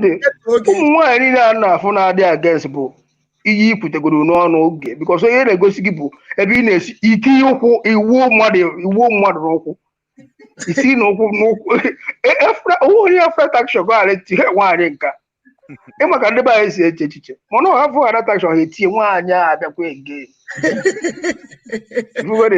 sugar mana ihe na-egwu ga abụghị sugar ama m na one thing dey about you bụ you live your life and it didn't make you paint your things, and that is a very good side of you.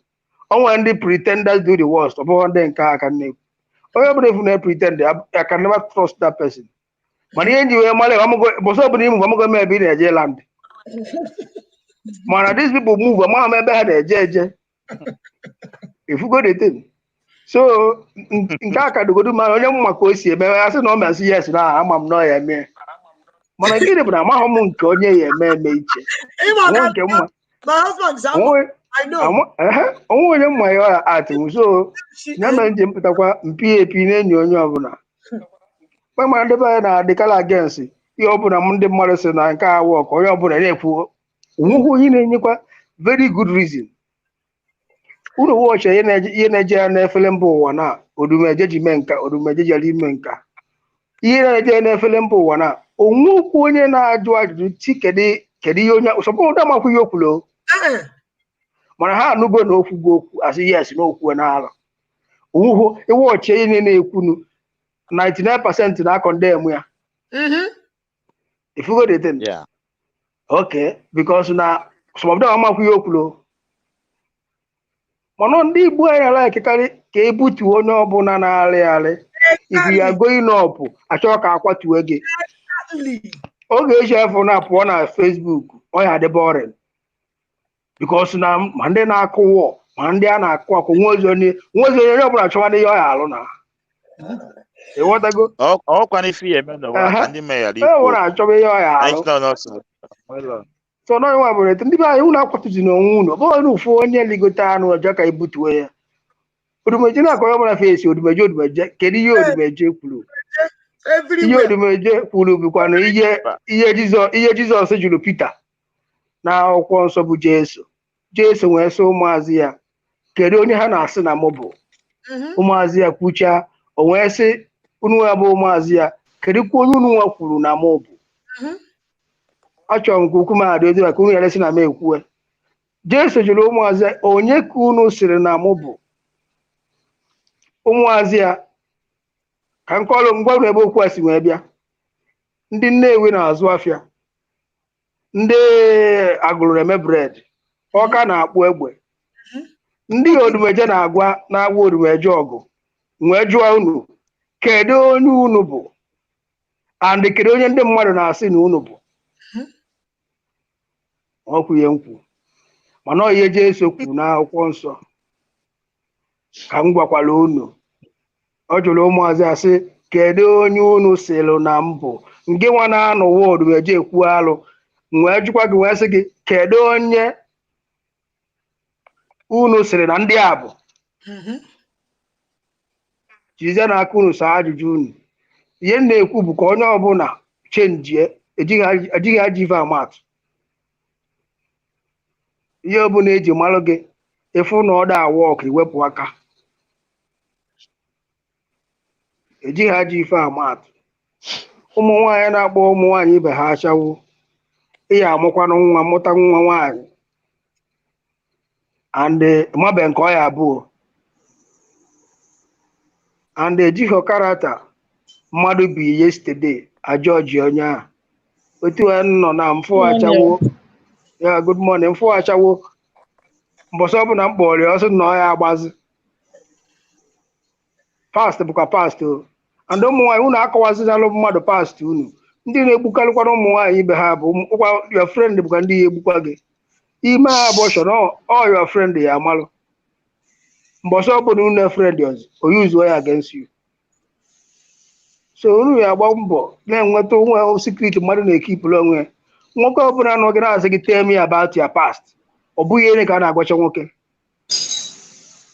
because nwoke nwere ụdị echiche ha na-enwe ihe ọ bụla ịgwa ya rekọdụkwa ya n'ime isi bọsị ọ bụ na ime ugwu ihe dị anya ọsị na ọ dị ka o bidokwa na-ege so onye ọbụla malụ nke ya because ụka ọpụ ha na-eme meja asị nke a jime nka so bụ obodo na-abụ kedu motiv eji bịa adịbisi adị na nwarekere mmadụ hụkụ ọbụ emi na ọnya ya anụgo ihukulu mmadụ ọp a na-ebidogoro from friendship unu na-akpagodu na fon onwe egotu oge na-asị na-enugodi iche na-enugodi onwekwa dị n'ụlọ you will be the one to make it work ọ bụghị pụta ha na ihuku oge ọp ijebibe invitation card mba ihe ebu ụzọ lụwara ihe dị ya convince nwoke na-ede qualify ọ na-edigo redi ọ bụ nwoke ihe na-dị redi ọgbọkọ nwaanyị na-dị redi onwere ndị na-adịbe redi so ihe dị na ya bụ onye ọbụla onwe ga-esi ihe ukwute gị ọp ana onye na-asị gị nọ ndị achawo ka mgbakwa gị onwe ọkwa onye ya gbatara gị ọsọ enyemaka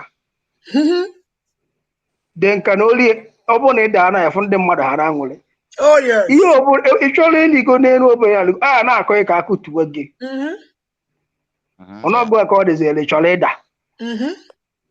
ịdazikwa mana gị mere onwe ya you can find your man anywhere ọ bụrụ na hookup ka ị chọọ bịa ọwa ọkwale gị ka ihe nwetago mmadụ na hookup ha ya si na akpọ gị bụ achawo adama na akpọbugo ya before ọ bụghị the first time so na ihe gara bụ isi na ịbịara hookup ịchịkwa na ikebe ihe ndị mmadụ na-akọ ngwa na ọnụ bee na ka ọzọ nwekwa nwe ya mmụọ luzu nwekwarụ nke iluzu mana agbakọsọ n'ọcha agbasa ọsọ agụ anụ maịlụ so nụkwa atụọla ọmala amala atụọla ofe ka ofe isi na mụnwa ọgwụkwana ka ọ ha n'ọnụ mana ihe na-achọ ịgwa ndị Igbo bụ unu akwatuzi n'onwe unu akwatuzi n'onwe unu ịhụna eme na addition na-ekwuwela ha Stella Ugo or whatever your name is ashiala m n'utu ada nne gị ọke nne gị before Stella mgbe ị ga-ejesu suo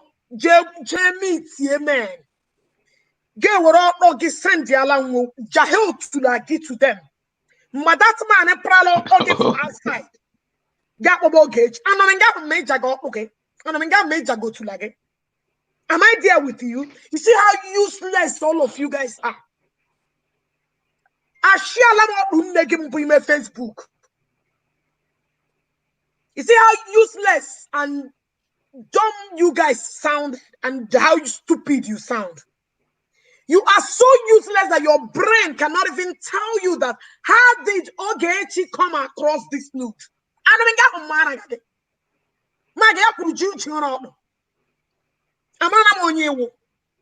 Stupid set of idiots.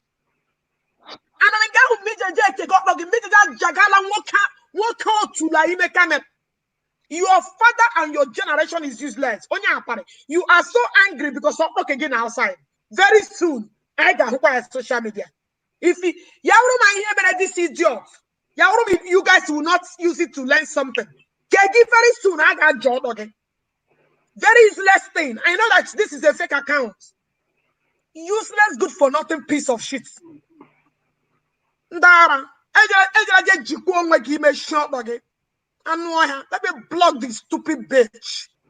Keep selling your auto and keep calling Ogechi. Ndara. Sugar. If you could amaka. Dara. Tomorrow your own will come out and I will even Dara. Keep uselessing yourself. How many that you put a look at walking a camera, got turned on road to like Chile. And you think that man will not screenshot it and put it online? Useless, good for nothing piece of shit. Dara. And I have shot. Oh my God, sugar. One juice. One juice. Kaya kisi joy. Google na cup. Why also? Some people are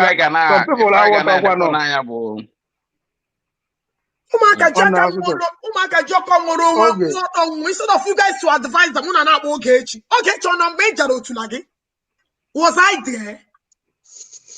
And I'm a major from different men. Hey, get a channel. Fake account. One fake account about fake man, all money you there. Man, I fake again. So I go on this my spirit can get up with you. So I go to that. I'm talking to you. On your radio, was there. If I now. Yeah, the point can I was come. So, no, I got my one I guess. Well, I got my one I guess. Many be fake. Udo chicken and they have one. One okay, Mandia happened there. I ain't taboo mad over the puppet. What a good man.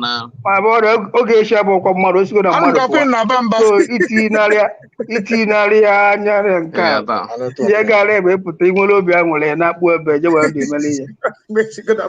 Ibuya is Ibana TV. So I got money we're pulling working. Before we get at Malema, if I go on the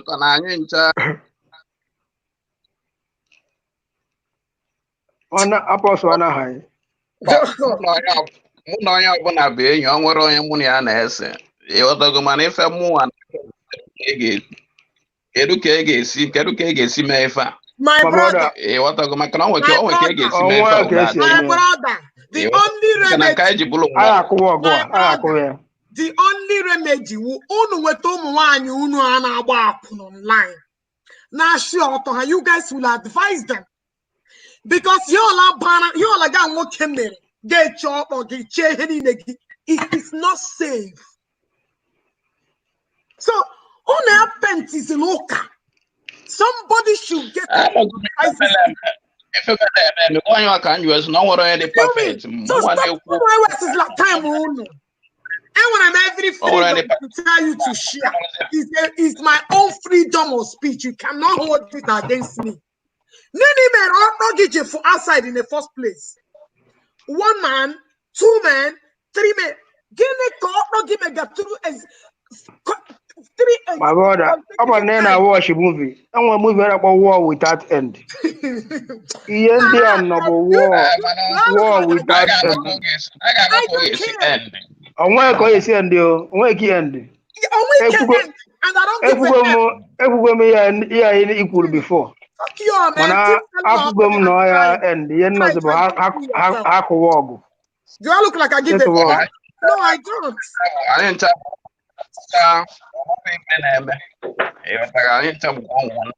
Nke mụnwa dị against bụ just waste of strength because nwanna nke ndị against bụ ịkpọ mmadụ ụmụ nwaanyị anyị so na-akpọ ụmụ nwaanyị ibe ha achawo. Adị m against that one. Ihe ọzọ ama m anyị ncha na-eme mistake emi ike ọ bụ na onye akpọrọ onye asọ brother ihe nna ekwu bụ ka ụmụ nwaanyị kwụsị ịkpọ onwe ha achawo nọ nwaanyị ka ebukwe na-akpọ nwaanyị ọzọ achawo. Ọ dị very very bad. Anọ ụmụ nwaanyị Igbo ka a na-akpọ achawo a and ọ bụkwanụ na nwaanyị gbagodo achawo si na ọ ya agbazi ọbụ ọzọ achawo. Achawo bụ onye nọ n'ọrụ. Enweghị onye nweghị second chance in life. You go home and repent. Nobody cares about you. All these people you think that they are mocking you behind your back. You are the only one. Until you get the common sense into your every time you skip hiring assassin in the game mad. And they keep telling you the next time you end up killing yourself. I'm not getting on our side. The Laburu argument and on making your origin on our side. And when I get to now today, shake it.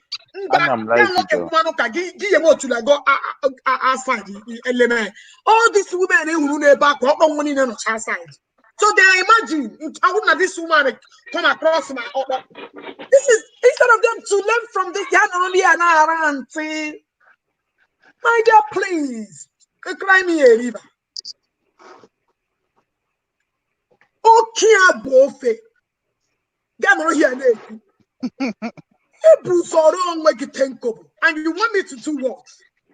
And I'm okay, child. While it's the same people that are thinking that they are fighting, they are the ones that shared your nude every day. Pig was sharing your nude every other person. One now to here, man. There will go. Okay, she mana yemu odika agwaja nwa juice mana yemu na late. Ona late go small. Sugar. Welcome. Ekelele m onye ọbụla niile. You're welcome. Ị na-azụ afọ ọrụ ya ka ọ dịka nke m. Sister Oge. Otu a ka m si bido oge m bido. Sister Oge, ihe mere ife ikọ ama m n'iwe owe gị mana ịkala iji maka okwu Chuga kwuru n'otu a na onye akwa isi adị jigoro maka Chuga wee gbagharịa. Mba gwa ọ na-ebi fake life gị. Onye ahụ eme ka o si eme. Ọ bụrụ na ọ kwụfọ ụdọ mụ nwa ya ma n'ọnya nwa. Otu a na ọ kwụọ ụdọ na anyị ma n'ọnya nwa nọ.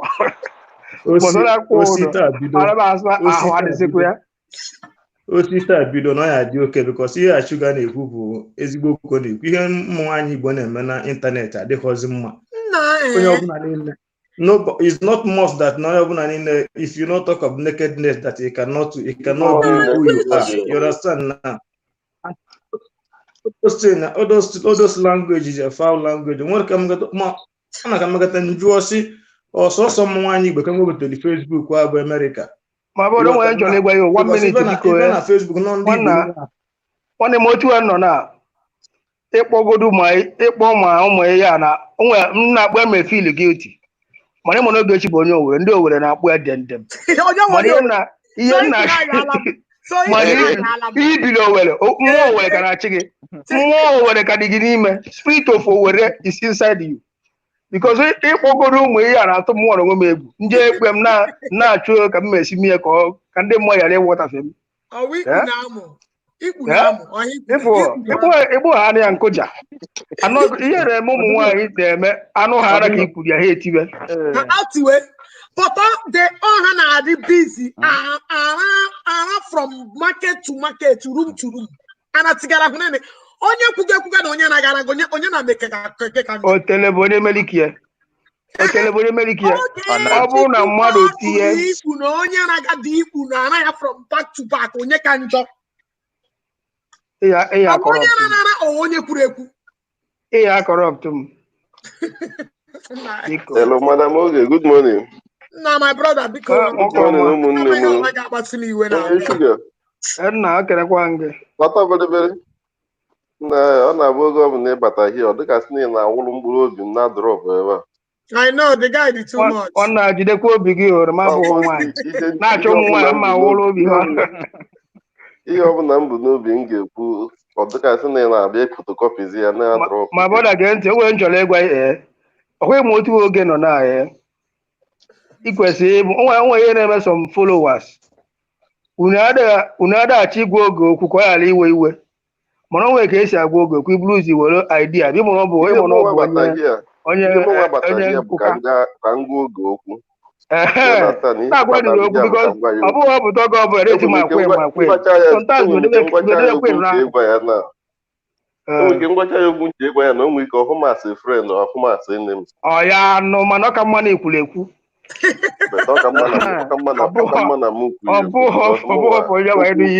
okwu dum n'ọnụ like this ọ na-anị m ka ebe adọba mmadụ okwute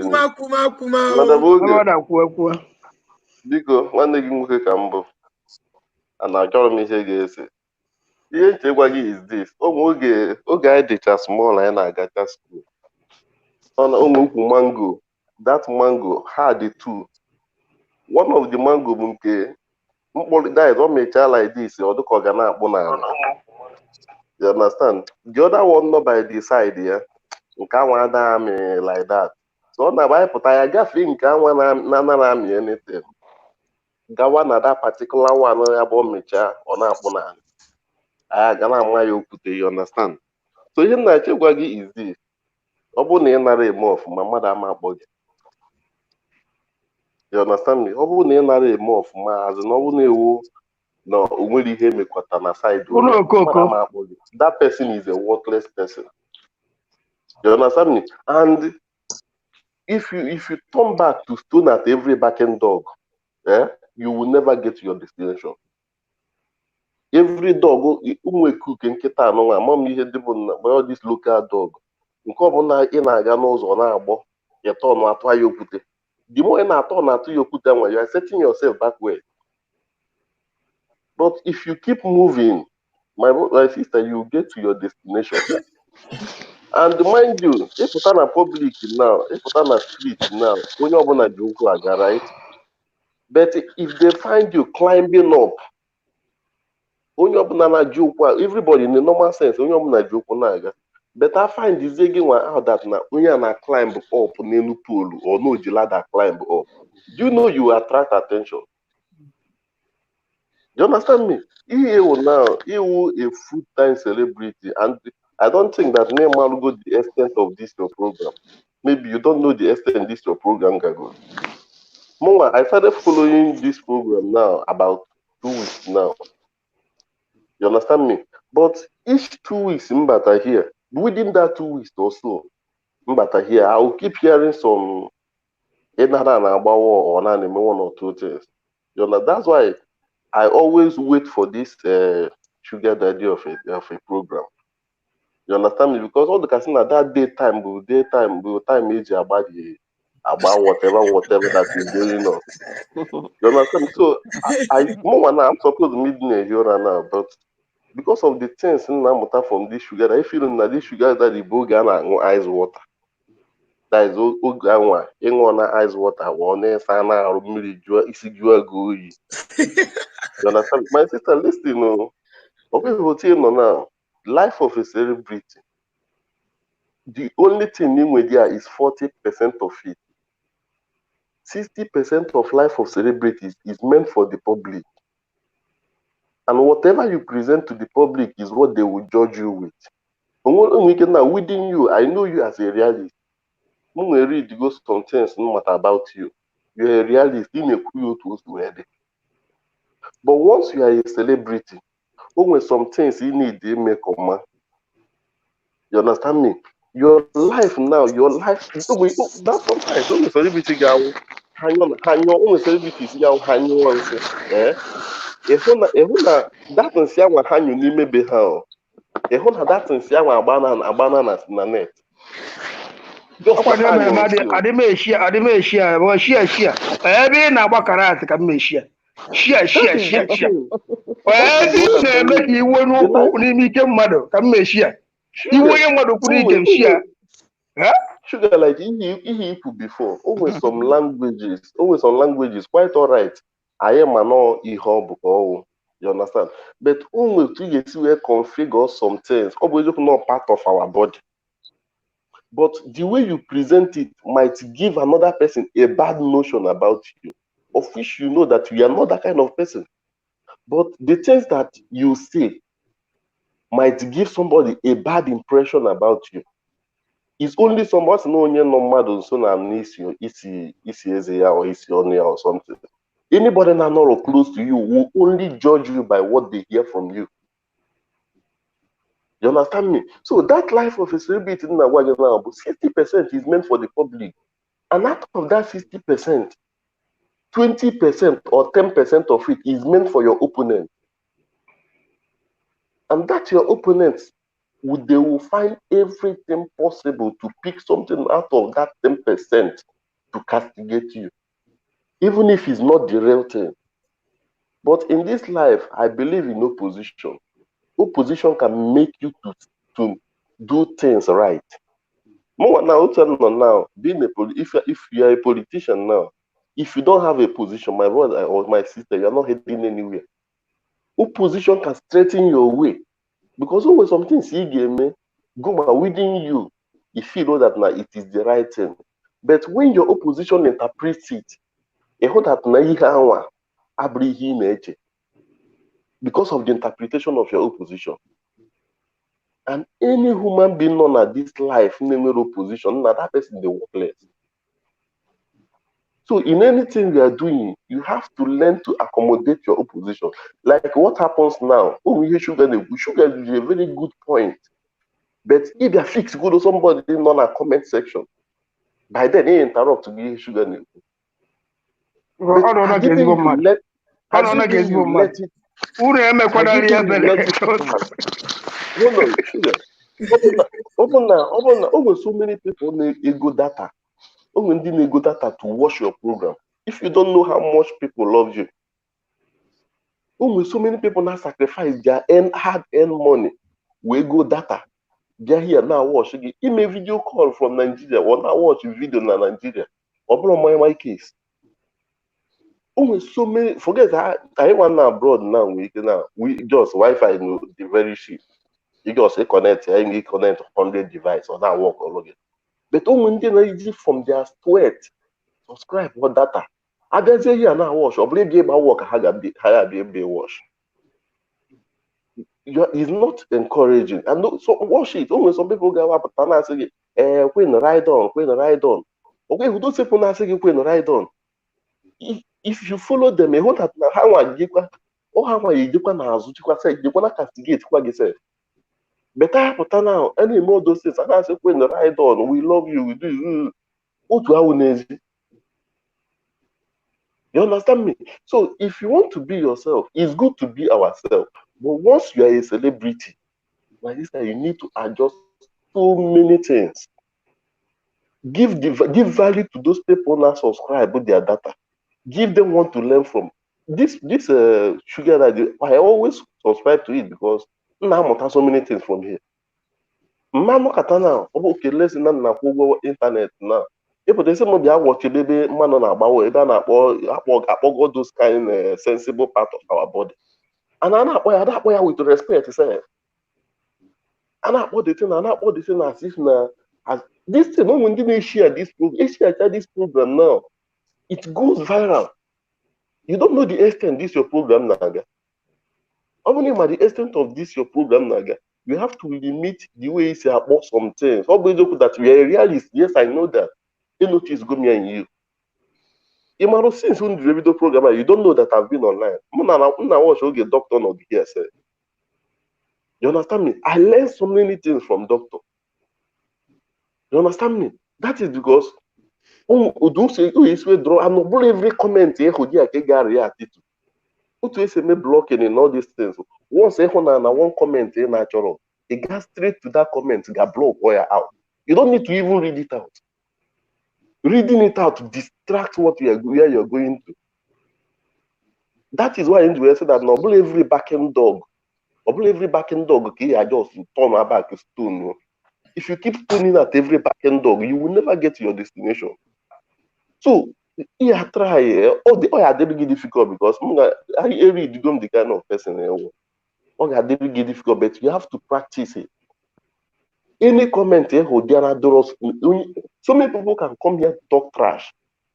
Like what is when they need the fake account, but here, I did another comment rubbish. A block which I has a fake, create another fake account. They create Facebook, the police they create here. But if they are just agent of distraction, and you are giving them room for that distraction. Okay, we'll tell you now. We come out now comment nonsense. You may ignore. When you feel it's like none the other one here now comment too. The person will get tired of commenting. You understand me? The person will get tired of commenting. But when you ignore so many things like this, when you ignore so many comments, just go straight to that point and then block that person immediately. That is -1 for that person. Your program continues and you keep giving your viewers what they need. You understand me? So big my sister. Then when you can na make one too much also. Onye picture pozile. Oh, okay. Good morning, no. And this guy on a walk over. My brother, Yeah. no people need that one. Phone away. Your phone away. Under the point. So the guy, all about some of our gay fans and followers. Honor they very very bad. If you cannot talk to somebody sitting in a follow, honor they very bad. Obo go over there to the onye Japan. Obo go over kwere. Who go around that we kwere there by the side. Mba biko sugar onwe chọrọ ikwu biko. Ikuziri ya kwere kita na na-treat focus, na-etu kwere. Oge a na-treat focus, treat focus. Oge a na-eme kwere ruo eme kwere. Ngacharụ n'ọkwa achọrọ m itinye okwu n'ihe a na-eme na because ịma na onweghị na-eme ofu onye metụtụ Japan ịmanye na-anya moto ka ghara inwe accident. Onweghị ihe na-emenụ mana nwere ihe a chọrọ.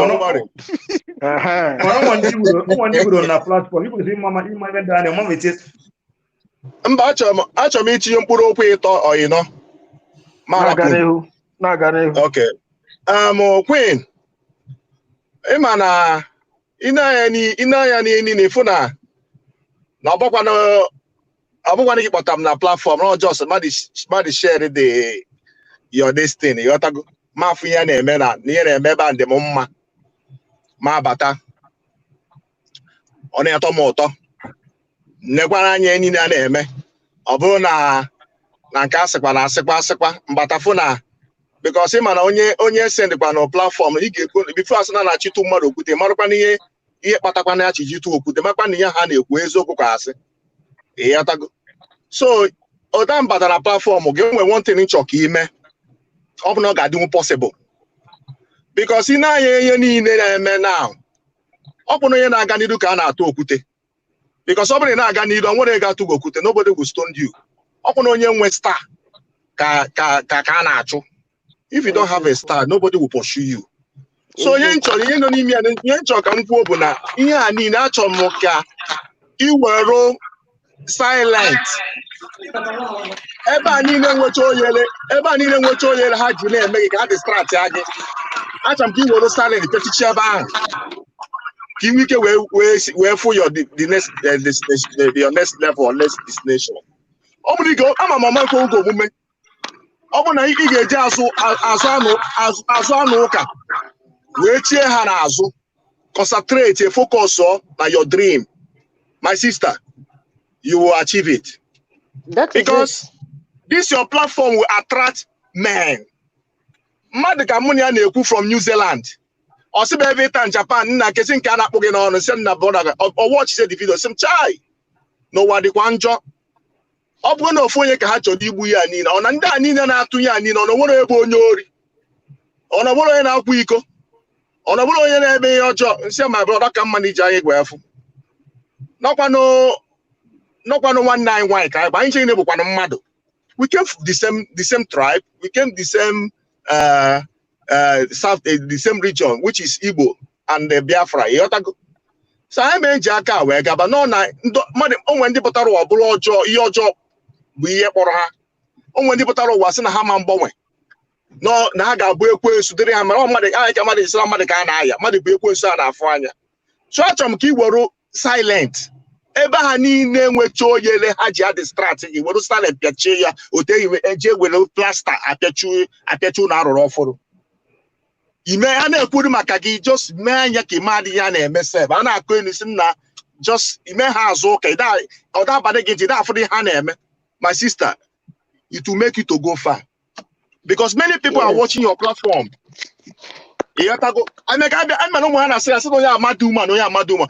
want this thing now, now, you will see a different things. So forget ya ni ha na-ekwu.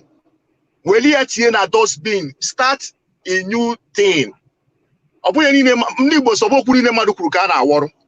O nwere mmadụ ga-agwa gị mentị gị nọrọ ya, ime onye nke fu. Ime ya ka ịdị nsusu. Because kita na agba ụja ata ada adị ebe aya ala. Because adị ebe aya ara mana nsogbu ode.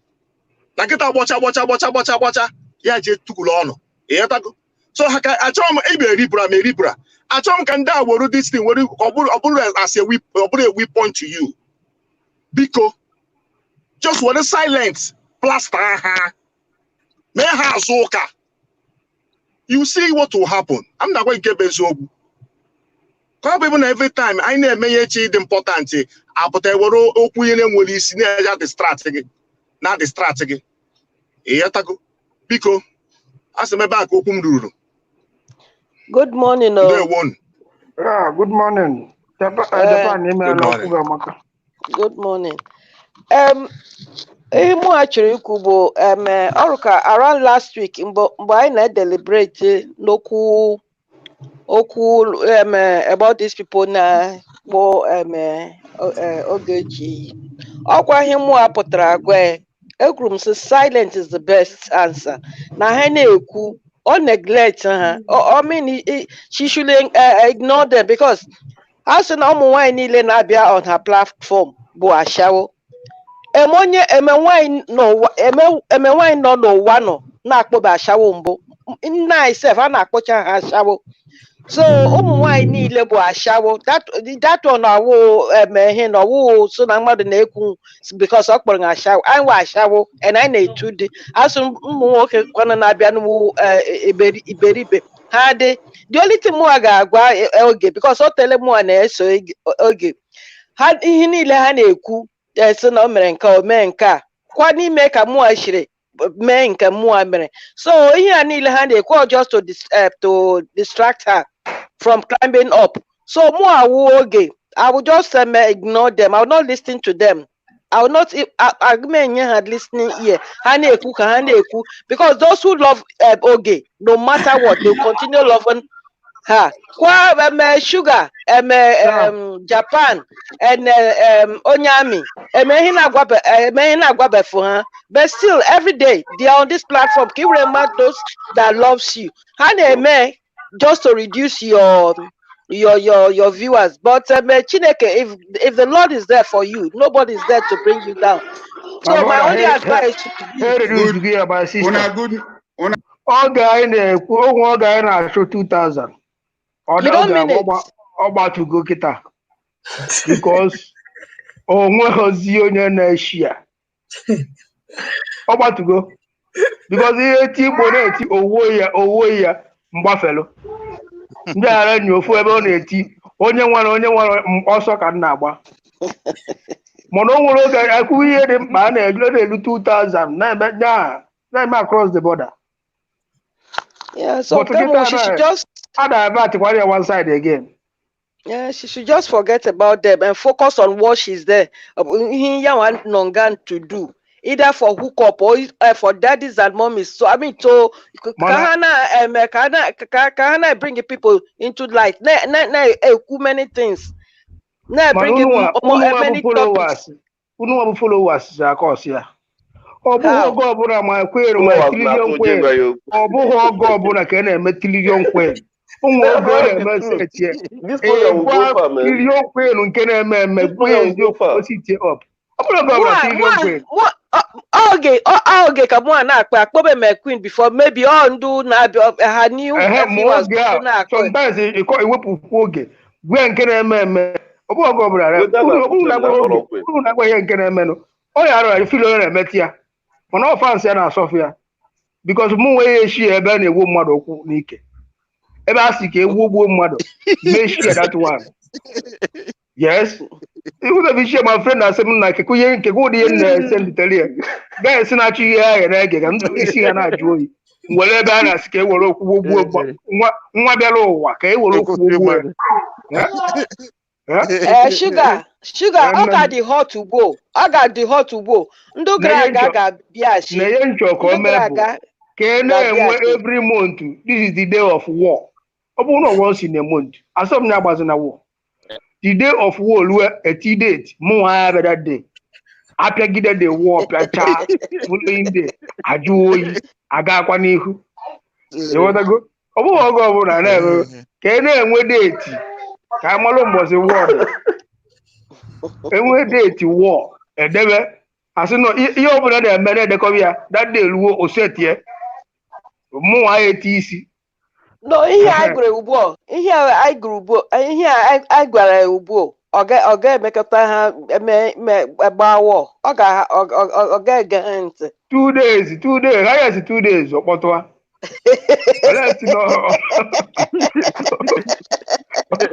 olesi because echi na-apịa ya na nọmba isi ewuri ya ọkụ ozugbo adị mara the solution one na the problem anyị nwere na bụ na the way emegbu affect doctor problem anyị now doctor is our problem now I have the thing only influence the doctor with it. So ihe a ga-eme na a ga-akpọpụta doctor here ọkụ ịghọta akpọ doctor gwa ya sị ya anytime ọ nọ that place hụ na na-echenji bego that gear ọ na-echenji ọ chọrọ na echenji gear eleti doctor she would the problem since oge kuru down onye na-eji ya bụ doctor oje kospak one doctor ya doctor si ya butuwe kita na o mebego doctor influence because ege m doctor ntị today ege m ya ntị today now some of those things na infect doctor with some of those things. You understand me? So doctor all your duty once ịhụ na antioge achọghị ichenji gear ihe ga-eme bụ isi ya na ya tinye na neutral. You understand me? Because I believe in another place na akpa those war. Ọ chọrọ anyị ime ya isi ya na-etinye na neutral na onwe ndị na-akwụ ụgwọ data for this thing na na-eme. You understand me? It will make this program to go a long way. No, for sure. The ones that allow explanation. Every day the platform keep on growing, the platform keep on reaching more states, more countries, more people. So when they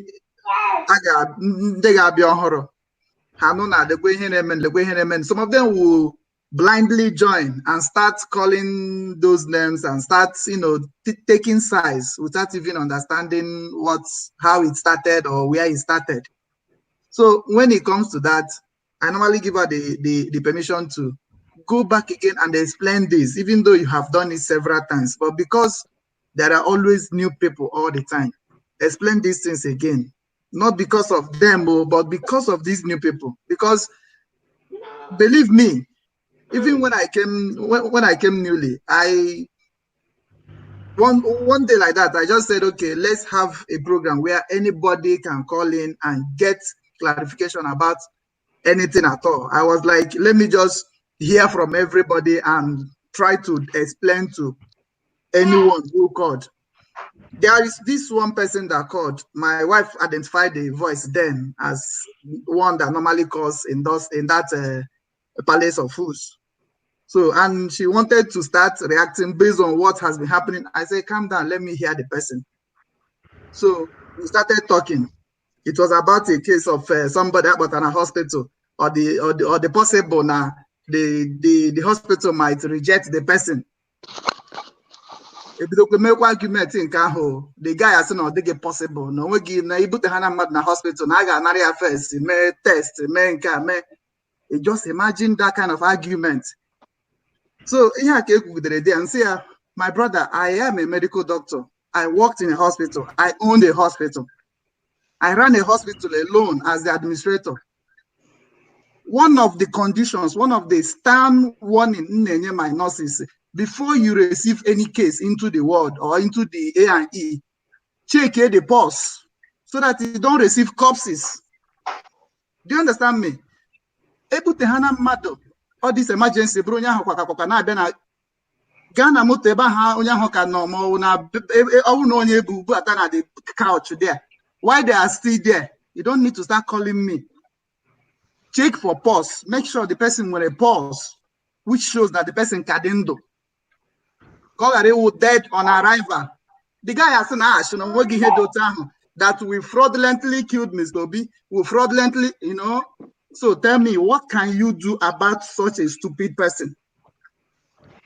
Because the person's mind is already made up. So now a new person now coming in, listening to such a person will believe that the person is talking sense. Do you understand me?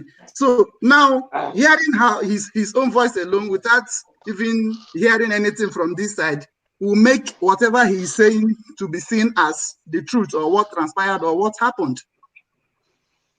So after that program, I noticed that many of them are not interested in the reasoning or in what happened truly.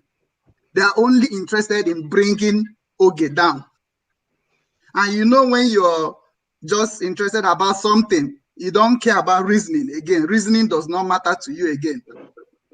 Making sense does not matter again. Being logical does not matter again. What matters is do the damage, do the social media damage, do the reputation damage, do the, everything is just damage. This woman must go down. This woman must go down. And Oge is a kind of person, even if you like be 100, she will stand her ground and you will tire. They were more than this now. They were more than this before. There are some names, the first time it started, there are some names I don't even hear again. I heard that those ones, they have retired and they have moved on. You understand? So it looks like every time they keep on recruiting new people, keep on looking for to continue to, keep on fighting the war. They are just interested in bringing Oge down, not really anything. Any of those things at all. I can stand my ground here and tell you. And they continue saying it. They continue saying it. That's their main object. Their main object to bring her down. Yeah. That if they keep on saying it, keep on doing it, keep on saying it, that it will be seen as the truth. Do you understand me? Because that's how some truths are perceived. When it is constantly said to you, when it is constantly repeated and repeated and repeated, it becomes like the truth to you when you don't have any other information again. Whatever you keep on hearing will become the story. Just give me more time, please. So, in such situation now, you will not see that keeping quiet will do you more harm than replying. You understand me? So now what happens is some people reply louder than some reactions are louder than the action. Who put this person? Okay. So some reactions tend to be louder than the action that elicited them. Do you understand me? They only hear because you want to add in drama, add in expression, add in otogeshi kwe, otogeshi me, otogeshi art. Do you understand me? But agwagi lekwe ihe mere ihe aji we make say Why? So on here name that thing. Since Maya, from the time I did the power, from the even before I got America, or go nyara, but or somebody will HO you or got what I get times 10. Do you understand it? HO you what I get times 10, which now by the virtue of the position she has attained, and because of the course she has chosen to go, some of those things will soon be going down for sure. Because you cannot be doing that if you're serving the public and all that. But still, you know, it is not a one-day something. All right. So we understand your concerns and we appreciate the caliber of people that have been coming to this platform. I must tell you the truth. I appreciate that personally. And I have been the one telling her, because of these people, you can't just be talking like you're still talking with those stars. Even when Odeka level of these people on your platform, you should also upgrade yourself to their level so that there will be that pali between two of you. So they keep on, that's what they call constant bombardment of lies and negativities to make sure that they bring Ogi down. But Ogi has refused to go down.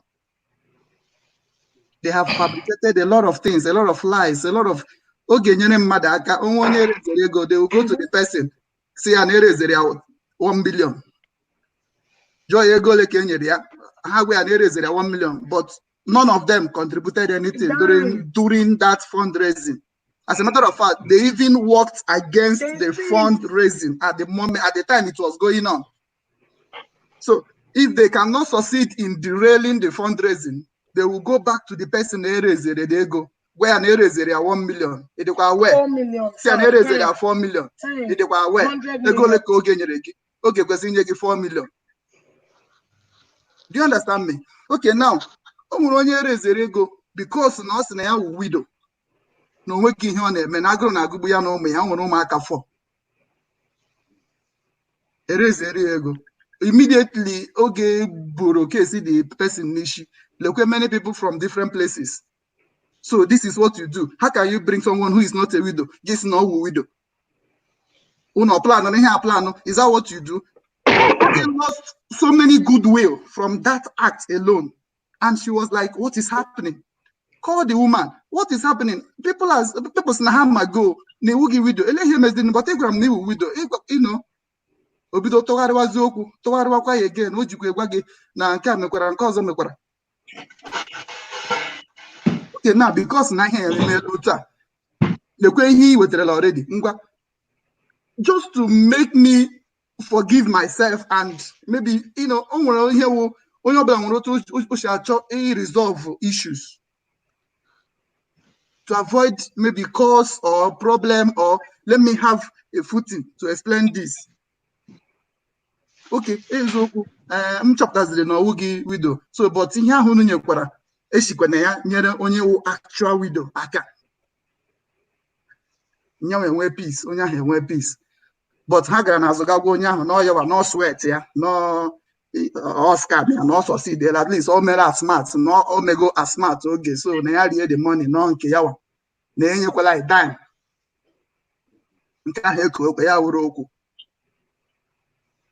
Then only nke ihe ndị acha as in I don't understand a low tige shibia bịakwute mmadụ ya were time ya were because no na here every time many people are manala because oge no this platform can receive notification and you cannot be here and be another place, or this time you're not here now.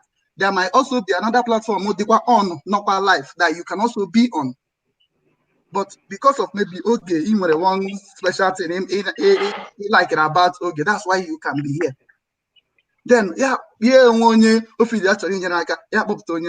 because ndị mmadụ agbakọta aka weta ihe ahụ enye onye ahụ sọfụrụ onye ahụ mkpa ya mgbe ahụ onye ọzọ agazie n'azụ ga-agwa onye ahụ na ego ole ka oge nyere gị lekwe ihe ewetara oge kwesịrị inyecha gị ihe niile ahụ onye ahụ atụgharịzie hụzie oge asụ onye o were n'ọrụ nwa ọrụ ya jizi ya ụgwọ.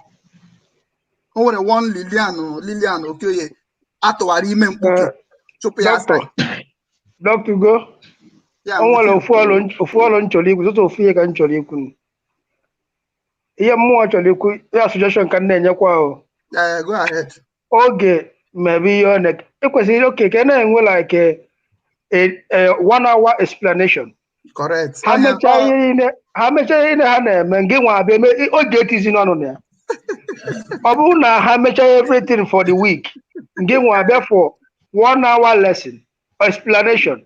This thing will help a lot because the way you say present things now dị iche oge na-eme bido even when she's right or is it wrong. Yes, yeah, now agwala me already. So ihe dị there bụ ihe dị there bụ ọ bụrụ na-eme na okay so and so day for explanation for ndị ọfụ ịghọtago ọ na-emekwa ihe ọ na-eme ihe ọ bụla ọ na-eme ọ na-rekọdụ mgbe ọ si explain ruo eme explain. It's okay. I've thought about that because now what we have decided to do is sorry ihe nche in. Okay. Sorry, Doc. Because it's not that not they interrupt. Okay, but only nche gwa gị na. This thing now. This thing now, okay, if you teach any explanation, I'll do the best in India na go egwu. Now, okay, na the whole otu na-eme explanation, okay, not the person that's in India na go egwu. And only anybody gonna water na this explanation in now. Like as I said, Munga be follow this program 2 weeks. That was here 2 weeks now. You understand me? And the ihe means we be do whatever some things only one certain time. Okay, say for the benefit of the join or okay. We make explanation. And of which now I have some videos of which now that is only you hardly get any point from it because of she's making a point, but because of the loudness of the voice and the reactions, you miss track of what she's saying. Aggression, yeah. Yes. Because she has already been pushed to the wall. Yes. You understand me? But sometimes you need to curtail some things in order for your viewers to understand you. Correct. Which is we made this explanation. Oh, because of that explanation, can you in line of whatever that it was going on. Okay. If I thought that now, which is we made this explanation, good blues. Anybody can easily understand it. But when you are making, as in shouting, all those kind of things, your followers can even without understanding the main point, they might, okay, let me be patient to understand. But when you see the reaction, the anger that is voicing out, the anger being displayed, you will find out that I can't do with this. The person can just cut off the whole thing in the middle of the sea without even getting to the final point. And meanwhile, she is heading to the conclusion where the person can understand her. But when you are shouting and shouting and shouting, some people might not be patient enough to even listen to you. And with what you heard, they conclude with half-baked information. Yeah, the person will go with half-baked information. And when the person goes away from here with half-baked information, you can't blame that person for any judgment or conclude. But with this explanation now, you find out that now so many people calmed down to listen to you. That is because the way and manner you present issues matters a lot. A court case now, even a court now. The judge will see you. The judge will see you as accomplice. Because of the loudness of. Meanwhile, you are the one that is guilty. You are the one that is guilty, but because of your reaction, because okay, now, and almost has a read the mother. And we can it too loud. Go at point as a suspect. Yes. Oh, you're the defensive now. Because you are too loud. You want to how they feel that now you want to outsmart them by being loud. Yes. Yes. I don't know if you understand me. But when you are calm with your and then we can now with that your loudness, then we can forget so many things. Because this brain, as you are talking, you are being calculative. When you are loud in talking, you can't calculate and you cannot remember some things that you might keep in. And that is why you keep repeating and repeating and repeating and repeating when each one comes in. But when you cool down to explain, you know, I think what we will With do that, everybody will understand you. So what I would like you to do is, what you should guys will suggest, for the benefit of new followers, get one portal here now. Utis will wire. You understand me? You explain it. It happen, and okay, go explain. No, she will still go like that because she has been pushed to the wall. Definitely, she will. Being the kind of person, being the kind of person who go the obo. You understand me? Being the kind of person who go the obo, when the guy ha na-ekwu okwu like this, or look at this generator a na-eji aka start. Some generator a na-use na ba ya na wire na-eme before you know it. You understand me? So that is the kind of person who you get. So it's possible within any time I have explanation for the benefit of new flora. You should do you should anchor the program. If happy anchor this program, this thing will definitely happen again. Not to you guys, it's just 2 days or 3 days, or bounce back to normal track. Yeah. But when we comment on their Facebook now, somebody said that now, if you have been following her for long, you will notice that she has changed because she listened to viewers. Okay. You understand me? And I believe she can still change. She can still change a lot if she continues to, if the viewers keep telling her the truth. Yes, that's because some viewers they make eye service here. I know I'm the kind of person who I don't do eye service. I tell you what it is. If you like, you take it. If you like, don't take it. I don't do eye service. So when viewers know that place after say, hey, Queen ride on, we did your party. Okay, most of them take one video for somebody say. Most of them know so hold on. This girl of the widow of 18. It again a for video for get play. The boss say Queen ride on, now go carry your kids for head. Okay, what is happening now? You understand me? What is happening now? Okay, I go carry your kids for head. Anybody wait with you this is I go carry the kids for head. Then what is happening with the case in the head? You know, so don't follow what your followers are telling you. Do what is right. If you look at the comment section, you go astray. To be honest with you, you will not even know when you are going astray and when you are not going astray, because in the follow comment section. When you are anchoring a program like this, you need to be focused. Even if possible, remove comments. Remove the comment. Yes, that's what I normally do. I remove it. You understand? If possible, it can easily disable the comment. If disable the comment section, then because that comment section can easily distract you. Yes. And right. when comment section distracts you, you end up not arriving at explanation each email. Exactly. So that's the thing. No, I believe she can still change anyway. She can still change. My brother, brother Tinyon, and you're welcome. Welcome. Otego follow this program, but today was my first time but on air. Okay, you're welcome. Anima go the comments now. Watch about the video. At times, Anima share for my friends to hook and then we'll see what is happening. Thank you very much. But here my first time you put the ibata on Nkembu Nambo Abumonyi Mo State from Aaron Dizog. Okay, you're welcome. Yeah, that or not. Yeah, yes, that or not. But I'm Asia, Myanmar, close to Bangkok. Okay. So ihe m chọrọ ikwu ya the first thing m chọrọ ikwu ihe mba anyị ga-amata human management is difficult. Okay.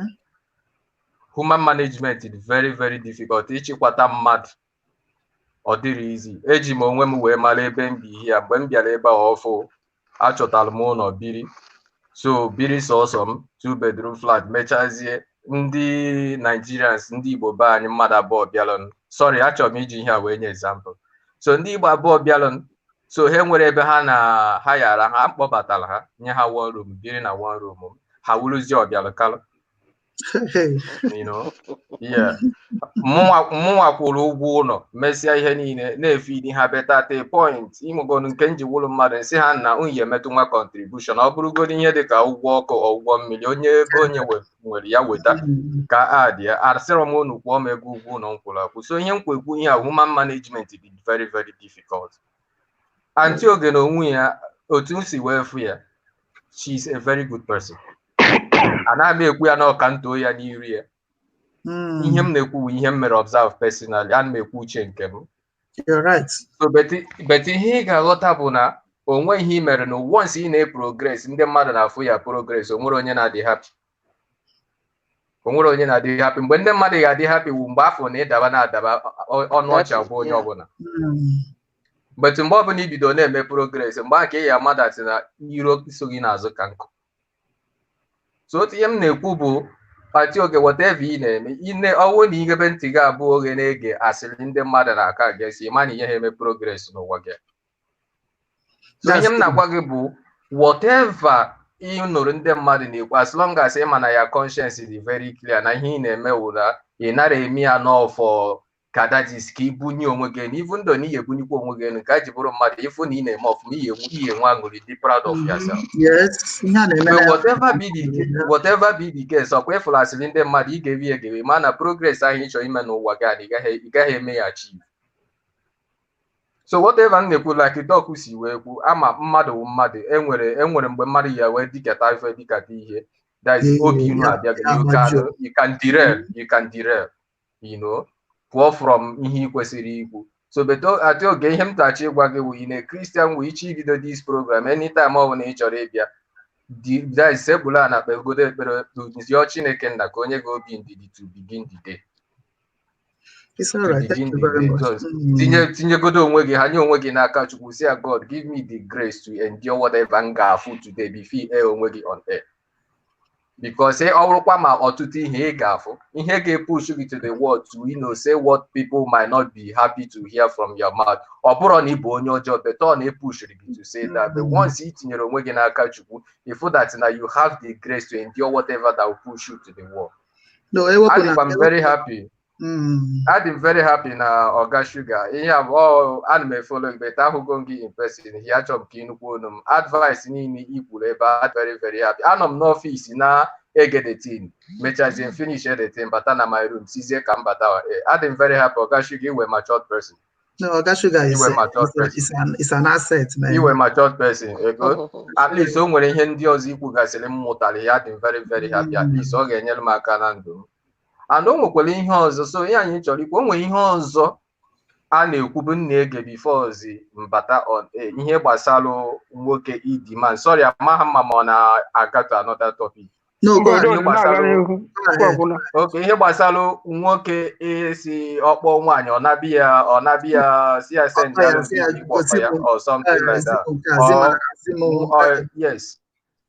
Eji m onwe m ka m jiri onwe m example, adịghị m ashamed. The last 2 weeks na Facebook, o nwere ihe m kọmentịrị na Facebook, Abingo Slay King. So a lady afọ kọmentị ebe a si ebe ahụ nye Facebook request. One mmadụ nye Facebook request, ana m enye direct message to ask who are you before me emezie accept. Okay. So from there ka si juzi onye ahụ kọwazielu m up to today, mere m accept as my friend na Facebook, but mụ na ya na chat na Messenger.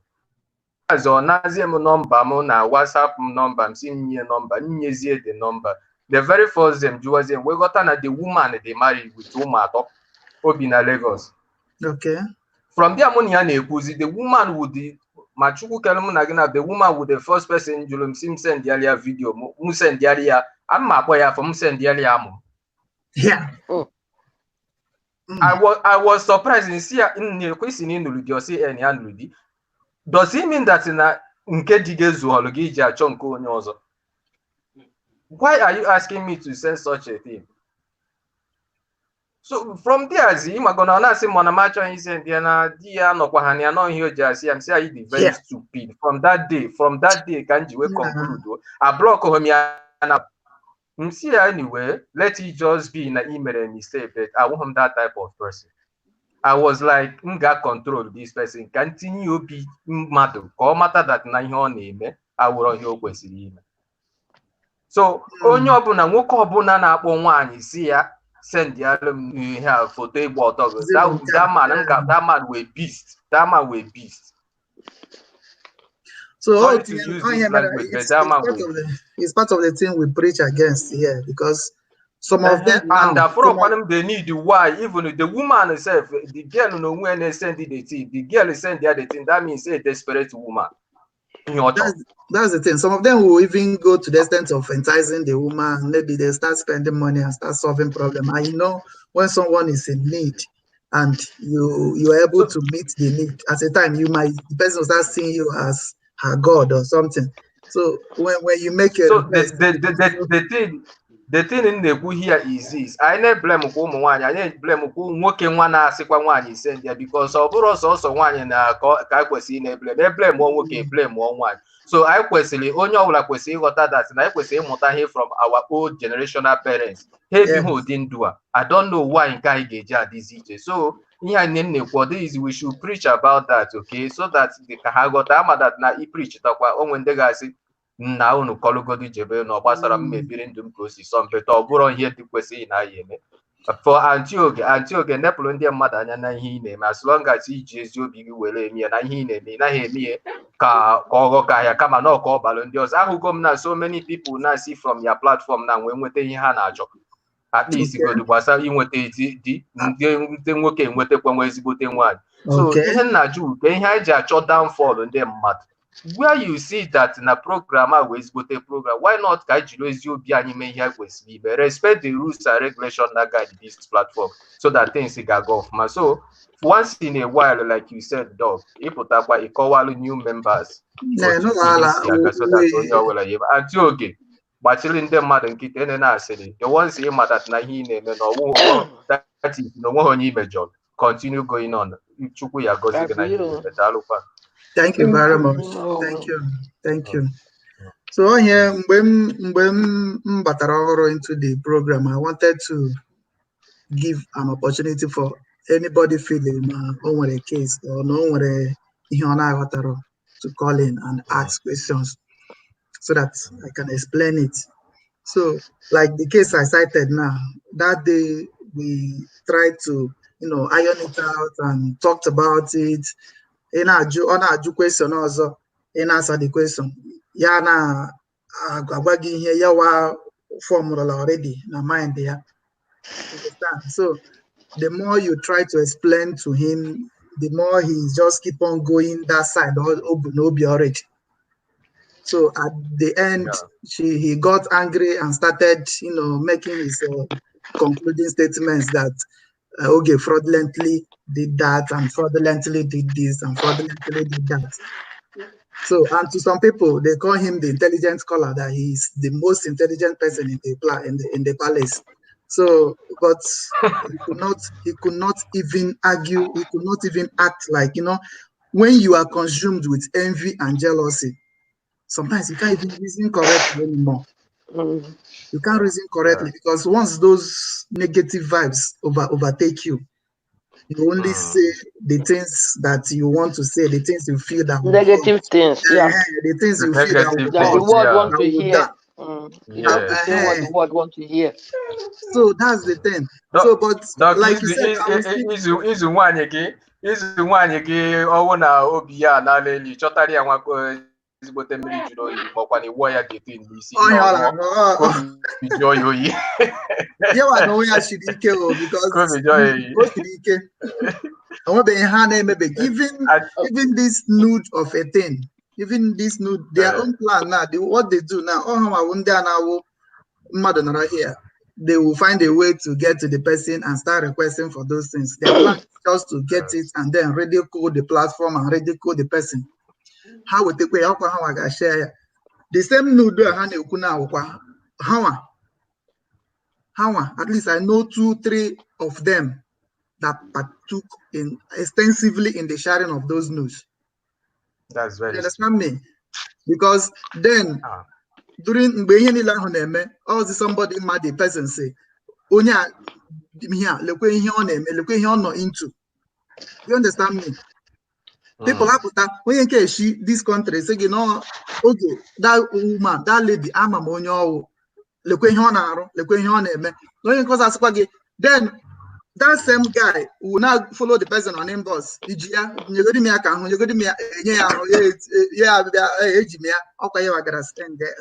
Spread there everywhere. You understand me? But now, Yes. now, cause the oge was the new share, no oge na share see the note. But those who know, Ọcha ndị na-achọ downfall mmadụ. that's the thing. So they keep on fabricating shades just to get their point. Okay. Enwere sadist, ndị bụ sadist n'obu akwụkwọ ebe ndị ga-abụ ihe ha na-afụ ka mmadụ na-adabịa obiọma na-akpafa ndị ahụ in fact ha abaghị uru na mmadụ. So asị oge ọ bụrụ na ị discover these people na ya platform enyeghị ị na-egburu oge block ha or delete, wipe them entirely. Some of them are people are blocked now. All the time. People are blocked. You don't need them. And join them.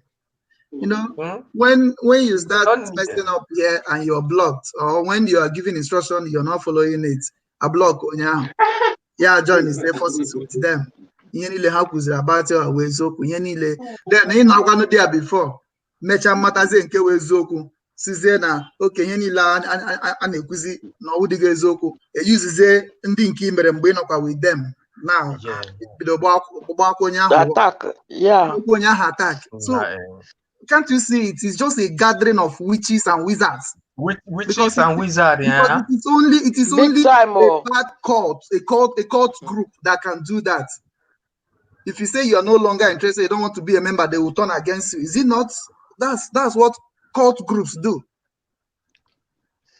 So it's appalling. It's not a good thing. It's not a good thing. But until once you I chukwu say na you gotta that. It also no matter the forces also until once in a man you have the backing of God in your life, no matter to witches and wizards.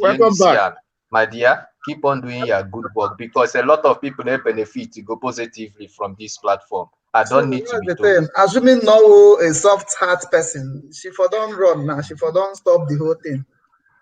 You understand? Like I said, the doc when anaka obisi wela yeni nyeti eyes water iwoya need. Oh, there's some situation needed that art because we have some warfare they need the jaga gidi. So sometimes we do that, but no problem. We'll keep on. All right, thank you very much. All right. Okay, Japan, don't come back. I'm so. Hello. Yeah, you're welcome. Hello. Yeah. Good afternoon. Yeah, and they Yeah, Dalun. Okay. Ana m egechi ihe n'unu na-ekwu sense na program a. Okay. And otole njile follow this very program. Ọ bụrụ ihe today, ọ kwa years. Mana apụtabeghị m na this very program. Okay, welcome. Ana m afụchasị ife na-eme. And okwu niile a na-ekwulu ụbọchị nke taa bụ ka ọ ga na-esi wee na-agala iru. Okay. Meanwhile, okwu niile ahụ ekwuchago ya. Sọsọ ihe nja adị ebe ahụ bụ iji wee mee ka ọ gaba n'ilu. Mgbe ọbụla enwuru distraction maka ndị hụrụ na-eme kọmentị a bụ distraction ka ha na-eweta. Si mee ha overlook. On a good day, ewepụta time, ewere mee some lecture maka ndị bịara ọfụọ. Ịghọtago? Ekwusigo okwu a before. Nke ahụ, I like me very, very well. Ọmaghọsị na sister oge amaghọsị na those people who na-eme that comment nwere ike the important topic o ji that moment ka ha chọrọ i-distract. How their plan every time up just to make sure they now decide what is talked about because with the comments they will drag her into it. Before you know it, she will end up in your position yourself housing him that day. Yeah, and obi don't follow her. Immediately ahụ ịmara na ha nwa emega achieve ife ha chọrọ. Ife ha ebido na-adị happy. afụchara m ma mgbe o mere explanation of something because most of the things ha na-emesi ya accuse on o mebe nke m fụrụ ya nwa mere explanation but mgbe ahụ m listen ha na explanation nke da Mirabel okay. Mma carry every damn thing good. Okay. Yeah, mma carry every damn thing good. Then question na-ajụzi ndị a na-agbazi ya mgbe were bụrụ na ọ na-abụkwa nje na platform ndị a na-agba ya mgba njekwa ọ bụrụkwa na the same thing ikwa ọ na-emekwa ka ha na-eme ewe na-ajụzisi na ọ dị mma na ọ dị mma akwa the same thing ahụ ka ị na-arụkwa. That means ihe na-achọ bụ the way ị ga-esi wee bring ya down. Mana ofu ka m ji wee end this my matter o nwere ihe dị important there. Anọkata abịa mee fresh of accusation. Ndị mmadụ ekwugo sị dọkịta nke nwa mmemme ya maka aghọtago m ụdịrị mmadụ site oge ebe afụgo m ya ana m awọchi ya all the time amaghị m ụdịrị mmadụ ọ bụ. It's okay. We will look into it. Iwe were ya because most times doctor na-eme that analysis anytime ọbụla ya na-eme that analysis nke nwa ka nyere anytime ọbụla ị nwere ohere ọ bụgodi 1 hour bụgodi 30 minutes is better. It's okay, no problem at all. I will look into it. Ife a na-eme dị mma o nwekwara ife ọzọ m chọrọ ikwu. Okay. Enwere ndị ga na-asị a na-achọta nwaanyị na ịntanetị na nka ha echefu mana eji ahụkwa onye ahụ na-ekwukwa ụdịrị okwu ahụ ebe obi mebi ihe obi la Abuja ọla Lagos ọka na-anọkwa ịntanetị mee ọda nri ebutere ya hapụ village mee ọda fon ebutere ya nna ya mere ọda nri na fon ọ bịakwa na-ajụ ihe ndị a. That's all Igwage sometimes. Meanwhile, the whole Western world niile onye ọbụla ma ife a na-eme mmadụ nwere ike ịnọ na a particular area complete 3 years ma ọ machabeghị ala that place just ọjọọ ọrụ ọbata. Na this kind of platform nwere ike ibutere gị somebody ngili ya bi na the same building. Yes. It has happened on this kind of platform. Onye close. It has happened on this platform. It might even be a woman you will get married to. So, when enyezi kudos, when kudos to Japan, Sugar, Onyami. Thank you very much. Yes. Too much. How about the pillars of this place? Yeah. But sometimes they are assets. Okay, when lockdown, sometimes someone more especially sugar night, because when they just want and we from Turkey, when they just want in the morning here. Okay. Around 6 or 7. Onwe mgbe ga-abụ mgbe ka up check asị ya ebido ha you got to go. So I check and I like him the way of hook up and onwe even like again today doctor mere onwere some ideas onye gasịrị for ndị na-hook up because ọ bụrụ na hook ole ọbụbụla enye no assurance of marriage you go and work over it. Work on it. That's the first step. Hooking you up is the first step. Then go very good to make the other step. It's all right. Thank you very much. Okay.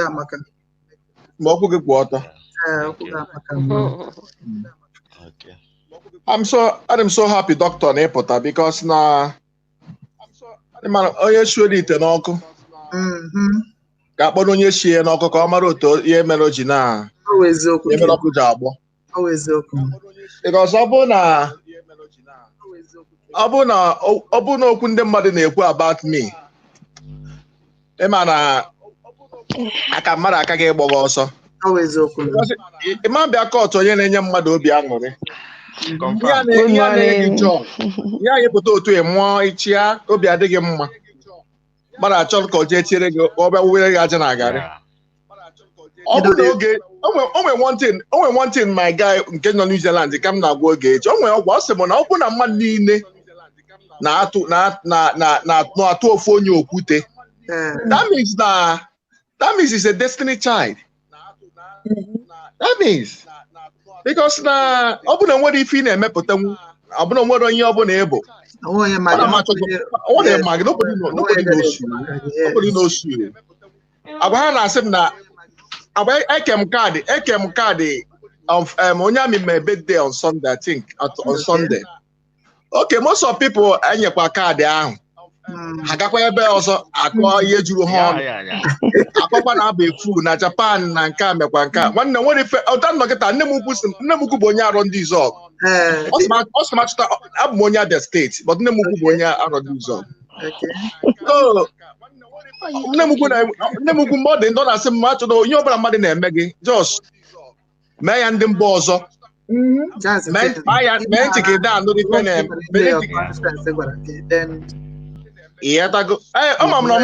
Ama m mama ndịrị oge izi because ọ mara nwaanyị ka ọ bụ. But otu anyị na achọ m ịnekata pụtakwa ọ bụrụ enwere program like ndị sugar daddy anyị na-emekwa pụtakwa ji njikwa wepụtakwa another topic ka ọ bụrụ abụ na ọgwụ cup na daddy night enwekwa another program anyị ga na-emekwa. Anyị nakatakwa ewere one day mee off day. Ọ bụrụ ụtọ every Thursday or every Saturday. Yes, we did that. Yeah, for I want to one ihe ọbụla anyị chọrọ ime. I always opportunity and work. How people know every day. Okay. In what time? I'm sorry, maybe how many all they are this in a week. Only one couple need the explanation. Maybe clear from here. They are why here. Because about some marriage na relationship ga na mana kata ekutakwa okwu ihe gbasara health. No, for sure. Ekutakwa okwu gbasara ụmụ na mmadụ kaba nka gịnị ka onye dị na-eme. So ọ bụrụ marriage relationship nwoke nke nwaanyị ji nwa nwoke ntị nwaanyị ama nwoke ka anyị nwekwa another different things mmadụ ga-esi na-amụtakwa ịghọtago. Because ndị Igbo si anyụka mamịrị ọnụ ọgba ụfụfụ. So anything achọkwala ime ga-abara anyị uru nwekwa anything nwekwa a good idea ga-abakwala anyị uru bụ anyị nwa bụ ndị Igbo bụ South East region ịghọtago. Akụkọ arụ wee tinyekwa ya n'ọrụ ịghọtago. Ọ bụ dịka na every time ọ bụrụ hookup dịkwa mma but ka anyị bịara emezi ya ka ọ bụrụ every day ịghọtago. At least ọ bụrụ 3 times in a week or 4 times in a week ọ ga-adị mma. It wasn't 2 days, it was 2 another days. We make we on another program. Yeah, no problem at all. Because now this platform now got far. It's going far. That's the intention. We want it to go far because we still have many more things to offer. We have many more things to offer. Okay. All the things not there because now ima like mana kata where. Mana kata bịa tiere gị aja na na ọjọọ si eme onye nkịtị ma anya ntị amara ife na onwe ife agwafọrọ m awefọ ọgada ndị sa na-akwụ m ụgwọ nwere ife agwafọ but enwere m ihe tie na dustbin because onye ka mmadụ ka chi ya. If you pass somebody ka chi onye ahụ. If you are nobody, nobody will talk about you in the street. The queen and ife nne ịma na onye ka mmadụ ka chi mmadụ ị ka mmadụ na mmụọ karịa na physical. So onye nwere ọnụ ga-egbu because onye na-enwere ọnụ onye ma ife nwụchara nne ya afọ ga-ena ya fụkwa na ebe a ndị ga-eme nwoke na-akọ ọnụ ifuru ga-ebe ndọcha na-akọ ọnụ ndọcha nwere time for all these things ya na-atụ atụta arụ onye ha ji gara anyị mma anyị nwere onye dị ebe a na-akọ ọnụ mmadụ pụta kpọ ọnụ na ịbụkwa intelligent caller makwa ịbụ intelligent caller UABI nke ji bụ CIA biko ma na-asị intention ebe FBI wow. Onye dị intelligent ọkpọkọta ndị iti ya hụrụ ndị ndu ịmara ọkụkọ ịmara mmadụ bụrụ efu mgbe ị na-amụ nwa gị abụrụkwa efu and anybody that mingle with you is a fool. Dimba ga-apụta otu a na-akọ ọrụ na social media itinye mmadụ ndụmọdụ nweta esenye mmadụ ndụmọdụ. Whoever that is not what my response. That's why, because number one, assuming he's intelligent, he should have been proud. Assuming na ihe ọ na-ekwu eziokwu, believe na ihe ọ na-ekwu eziokwu, ọ kara ịpụta openly mee ihe onye ma ihe na-eme. because every problem you with somebody, there is an intelligent way to resolve it. Either you take it up with authority, or you meet the person one-on-one, or you talk with the person about it. You don't go showing your intelligence. O nwere intelligence. nke nna listen one lady echeta nwa m afa ya. O nwere nke nna listen echeta m afa the lady. O wee na-akọ gaa n'iru. Ma network ya. Ọ ga network ya. So, n'ime ya bụ dọkịta bụ na ịma na asọ onye kọrọ mmadụ ọnụ kọrọ chi ya ọnụ. The lady anọrọ nnọọ.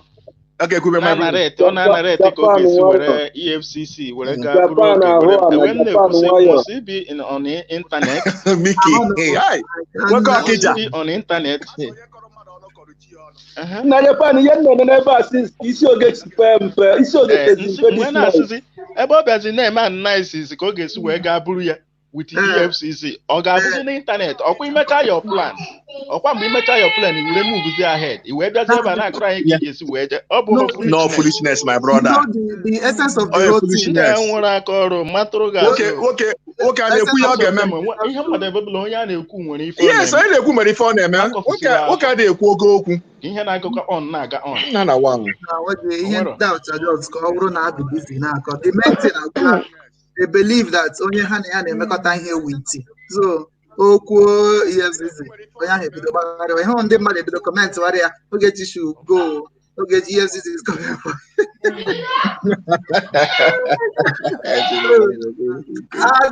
ejela m onye asị na ọwụ intelligent caller. The first interaction nwere with him here when I was hosting a program, call in and ask me any question. All those arguments, all those accusations, call, let's talk about it. Like I told you earlier on, the guy called, and he started talking about one particular man that somebody brought to Oge to assist. So Oge told the man to do the right things, the things that should be done. The man did it, and some funds were raised for the man. Oge tried to make use of those funds, and the whole thing that happened from one thing to another, then it gets to where it is. So the first part of the whole thing, he is not just interested in reasoning, in logic. He's not logical at all. It's the point only insists now.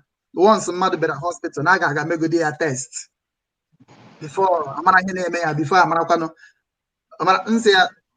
Before you be our hospital, doctor can see your condition. Refer you to another place without even admitting you. Can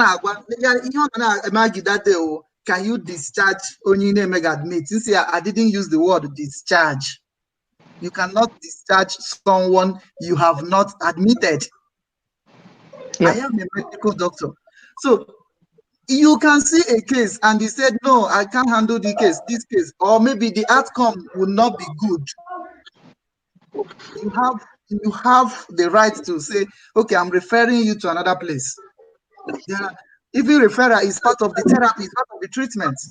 But the guy was talking from, I don't know whether more a carpenter or a barber. Another guy got a hand from this side, yeah, from this side. Now I give me a test. Na card. Card first. Okay, I want to discharge. Confused. He was just jumbling and wombling the whole information together. He was not even interested in getting the information, the right information. So he was just trying to impose the one he has in his head on me or on the case.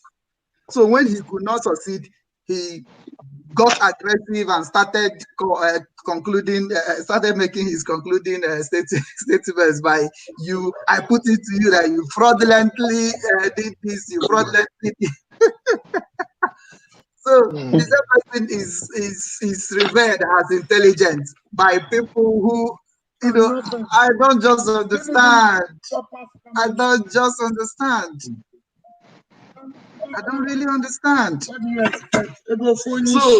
when someone is real, so someone who is not real will start feeling threatened.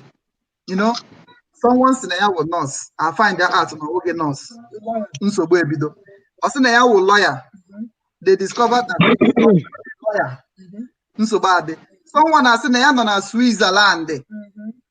I find that out not on a Senegal. Nsogbu ade.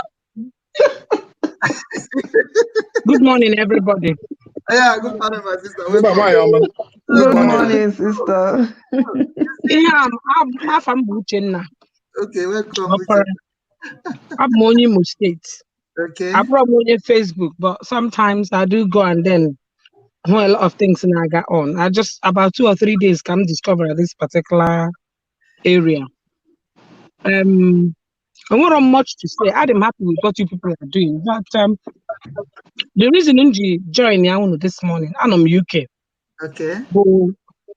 I'm from Ogechi. I'm not in person, but I've been seeing a one Ibiana Bamba. Okay. So, and being a woman, I've been looking for a way to get in touch with Ogechi because in men at that place, to me, on our story. Why you become on our story. So, decided to be doing the same thing, you know, Okuno Dema. Agma, you know, Obuno Wekunu gets no to one Nina. Ndano on Facebook, Nina Hana. We'll try, yeah, we'll make a peace within all of them. Agma, do very happy because Amama, I met as not or Facebook website and do because Oga, I'm not much affair, but if you know how the thing is, I'm a married woman. Now all of them they can be married as well. Yeah. I need usually things name worries. And we think mother suppose can no. I'm not me and more actually ma. The told get you and do to go. One way keep it me one name. Try yam. No say all those things in the obaru. Before bekai. Ni na this COVID-19 no you but I believe na what to say. Mother na mother na-ese kwu okwu. A na-ese okwu ihe na-enwere isi. And Ogechi in a way, I think most of them have gone to their whatever. I can see in upper hand more than them. Okay. I believe that now only case they treat in the mother. It's not everything happening. When you have a hand against you try as much as you can. Whatever you're doing, God may bless you on it, and you're doing it well. Mary anyway. But I do not like it. He does to these people, you know, just nothing else to do this face. God, Hannah, rubbish. He just so for her because someone's the king. How can they say, "You know, follow Hannah"? You descend to their level, which you don't want to do. You know, so one day, one night, the one can here. I advise them. Okay, well, the thing is, onwegonye udo na anaghị adị mma. But onye nọrọ be ya mmadụ na o nwere ihe ndị Igbo na-ekwu gị ha sị ị gaghị anọ n'ube gị nọpịa mkpụrụ something.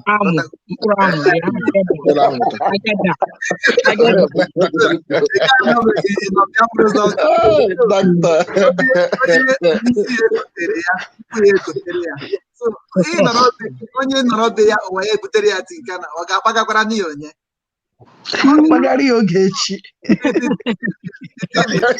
Why Germany? Why Germany is not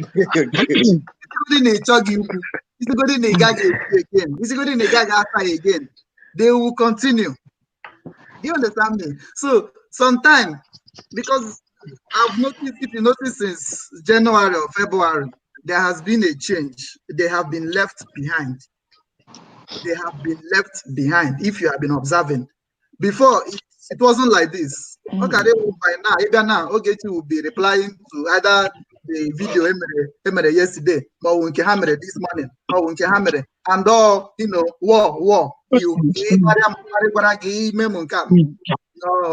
No, but since this year, she has really gone through tutelage, under my tutelage, because more made that one because I was not around. Okay. I was not following. I'm not even the Facebook type. So, but megide kwe ọ dịwa ka ihe ọ ga-ebu nnukwu ya ma akpọ ya akọkọrọ m ihe niile mere gị hụkwa na yawa dịkwa right onweghị ihe ọbụla onweghị ebe o si mejọ any of them. So, but now, since I now came around, I have decided that she's no longer going to be replying them like I replying her before. So if you notice, that's why you can even come out here now, because the platform has upgraded. We have left them where they should be because they are still at that level of econo.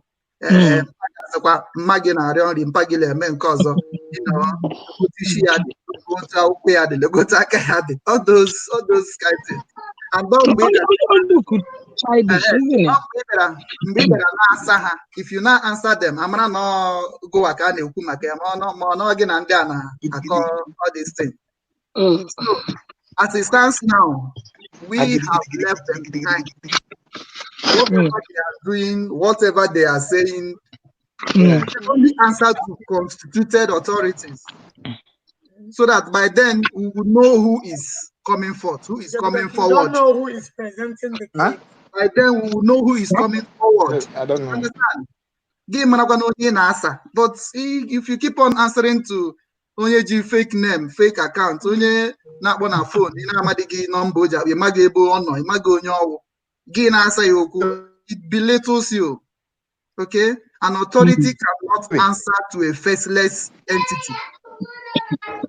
So that is what we are doing is the NGO we have is being registered, and all we are doing is within the ambits of the law, as permitted by the body that registered the NGO. You understand me? So, but their own interest is to make sure that the way the NGO is functioning, the NGO should not function. That's their own plan. They are not interested in any legal resolution of any matter or as if they have a case. They don't have a case. They only want to do what they call social media damage, reputational damage. You understand me? They call you scammer, they call you ashawo, they call you this, they call you that, just to make sure if there are people they feel can be a part of what you are doing, those people can no longer be part of that.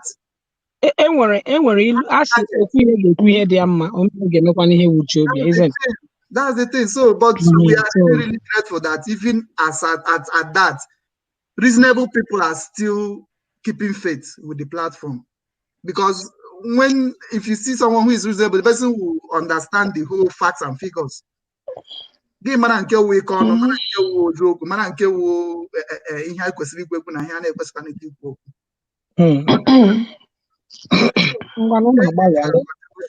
thank you very much. That's all right.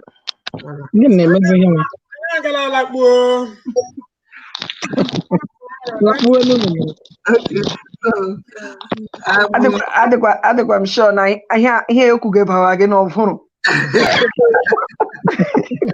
I'm seeing some ladies. One is not the forum as well. Oh, before the roller weekend, then I get at ya. I don't know she will not respond to them. She will not. I pray. That's the thing. I have a job. So, but sometimes, other hack by because you might know what some way. Ruby was not all balance to my brother, but every time. Every time. Every time.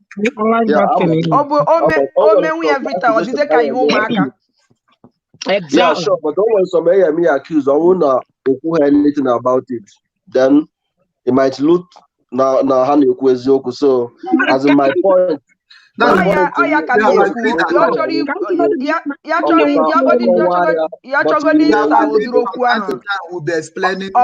Important.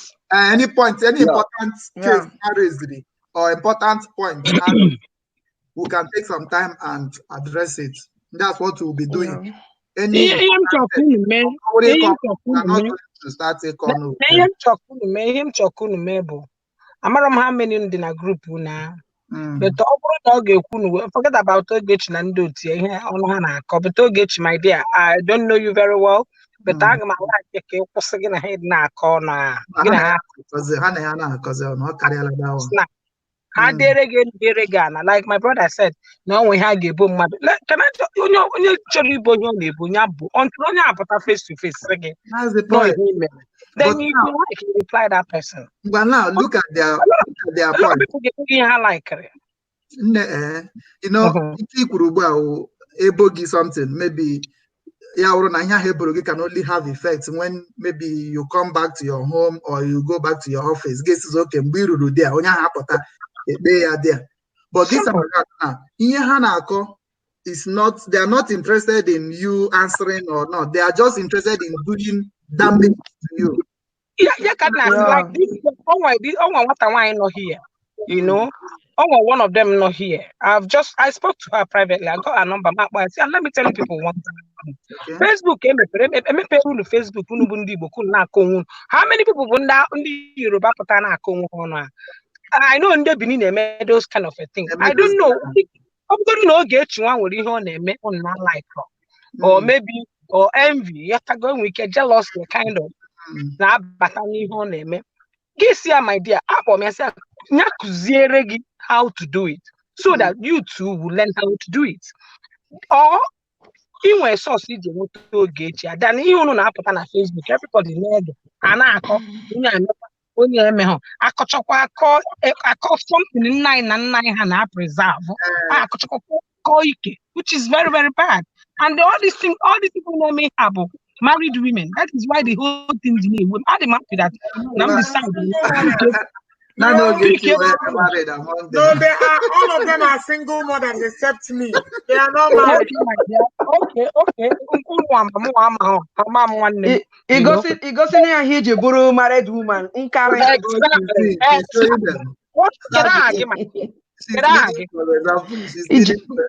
Ijoma Angel.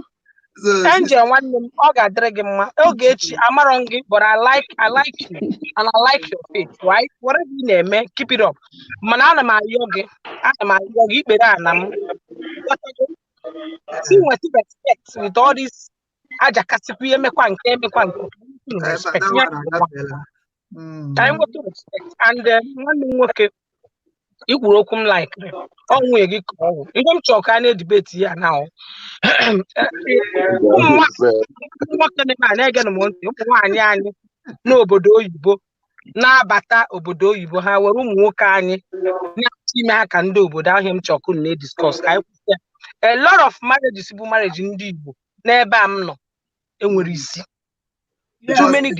nke nwaanyị bata ọchọ atụwazi ka onye ọcha ma nke nwaanyị kpọtara ma nke nwoke kpọtara onye ahụ bịara ala ojisi ike hụ na di ya nwere small house ihe ọ ga-achọzi bụ otu ọ ga-esi were die wee tọọ n'ụlọ like oyibo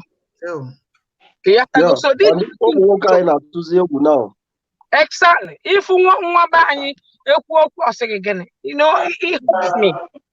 It's part of the essence of this platform because many of our brothers in our we will talk about it. Because we want to encourage our Igbo brothers to marry our Igbo sisters so that the culture will continue, the whole name and the whole tribe and all that.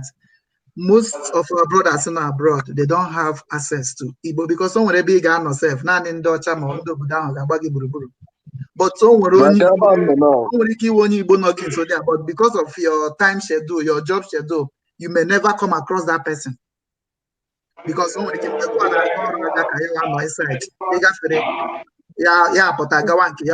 go you may not see yourself. But on a platform like this, that's where you can now come out because it has happened here. Two people were living in the same building, but they never knew. address. Yeah, so the same, you know. So all those things are the things we intend to achieve, but they keep on trying to even ridicule to the extent they ridicule, even go and look at the too noisy. It's again. Tomorrow now they will start ridiculing you. And I ridicule. I want to have one in common. Okay, that's to tell you they don't have. You know, and what do you have in common with them? You know, I brought them on your Facebook, like I told you. I can give them can name here, but the thing no have kuna just ba all those things you see now jam. When I say, how do I get to these people? How say this nonsense me? You know, you don't need to come and tell the world and 20 men a dinner. You don't need it. You don't need internet. She's taking her life back. Different men job talking.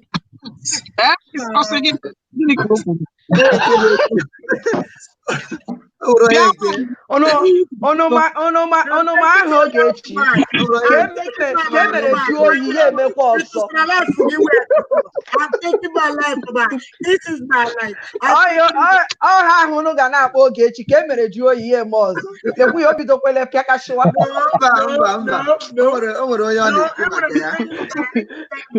When you know that you have a lot of things to work on, you need therapy. You need people that will, you know, talk to you. But you don't want to. You say, who are you taking your own DNA take life back? Auto on our side. That's the point. I mean, it's a common sense. Auto on our side. And I see me continue. Baby, write down. Mama, write down. You are dying out of depression every day. You gonna Google it up the water auto everywhere. And you're here around me. People keep telling you I'm just saying. Carry on. Outside. And you think I'm taking my life back. Are you taking the news back from Google? Are you taking the life that you have already messed up or you're man? If she had forgotten about all this, those matter would have died by now. But she kept on. The one in London. People keep visiting your nude every time. It's not London, Megan. No, happen all those people. The one in London keep on prompting her, you know, pushing her to keep on coming out. Come out. Can you come out? Can you come out? Come out and tell that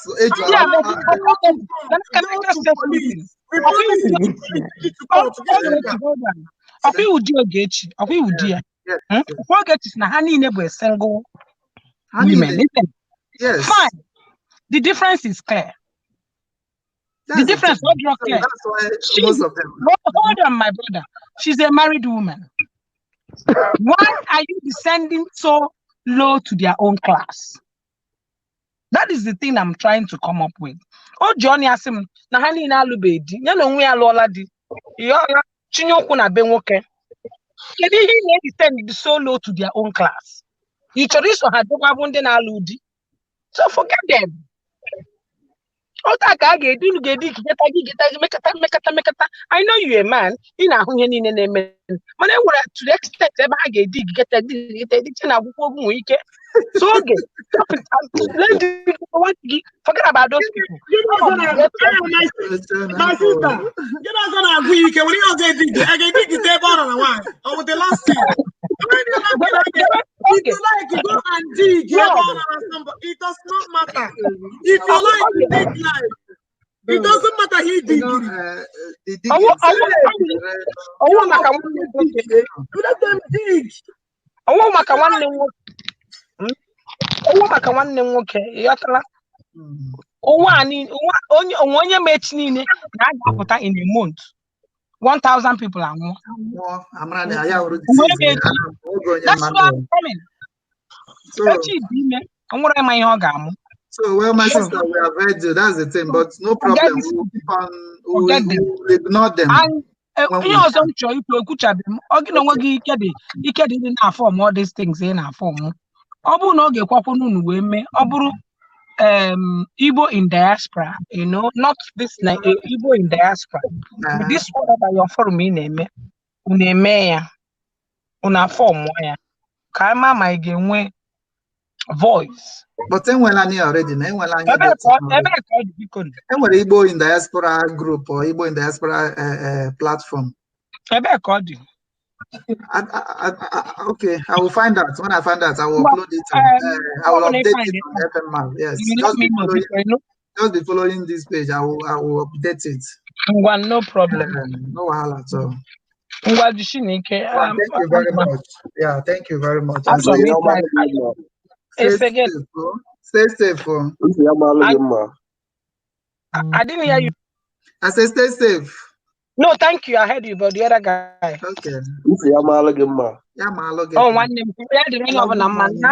All right. All right.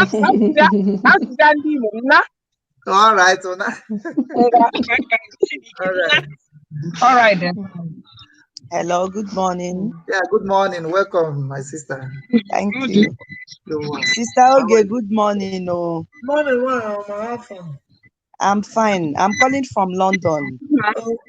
Okay. And may follow this program. Honestly speaking, I've been learning a lot from this program. Sister Oge, I love your program so much. But one thing I'm trying to say is that Iwe dioko dajo, ya dajo. As you said earlier, they are all single. You are married. You are with your husband. Thank God. It's a good thing. It's a testimony. So you don't have to be ranting with all these single mothers. Honestly, I follow you every day. You are doing a very good job. And thank God for Dr. Ugo. Dr. Ugo, you are really doing well. Please continue to calm her down. Continue to calm her down. Honestly. God bless you. God bless you. Please. Because all these things they are trying to, as in Mbobla Hana Choka Hana raise her temper. Yeah, but she's married. She's not in the same class with them, honestly speaking. Yes, please. I just want her to stop answering them. Stop replying them. Let her keep up with the good work she's doing, honestly. I'm so proud of you, Sister Oge, please. Thank you. Iwe Gidioku Dajo. Dr. Ugo, please keep working on her anger. Yes. God bless you. God bless you. Love you. Bye. Bye. Thank you for coming.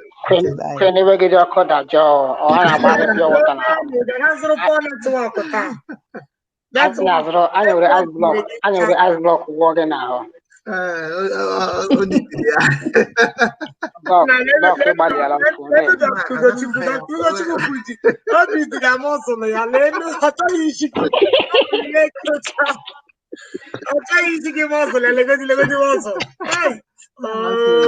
man. Wow. Doctor, seriously, you've done noble, doctor. Seriously, you've done noble. God bless you for calming her down. God bless you. And okay. No one can kuro. No one can kuro. What bag it tomorrow and I get spark again. No one can kuro.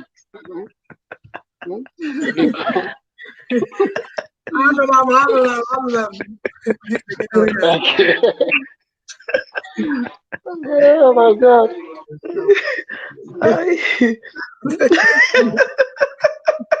Japan ashiga abafuchala abati ya tomorrow na ya spark ya yele na doctor pola na maybe doctor galo na ya spark ya yeah atwa So for now we are going to maintain before doctor gabata before doctor gabata no atela finances. That's the thing. Thank you very much for having time with us and believing in us and believing in the platform. We are very, very grateful because without you, it won't make sense being here. So, we thank you all and we want you guys to continue. Good afternoon. Faith. Yeah, good afternoon. Faith with the platform. Good afternoon. Okay. We were doing that now. Oh, to Tata Doctor Google, but online. Oh, Nana China, the whole glory. Thank you.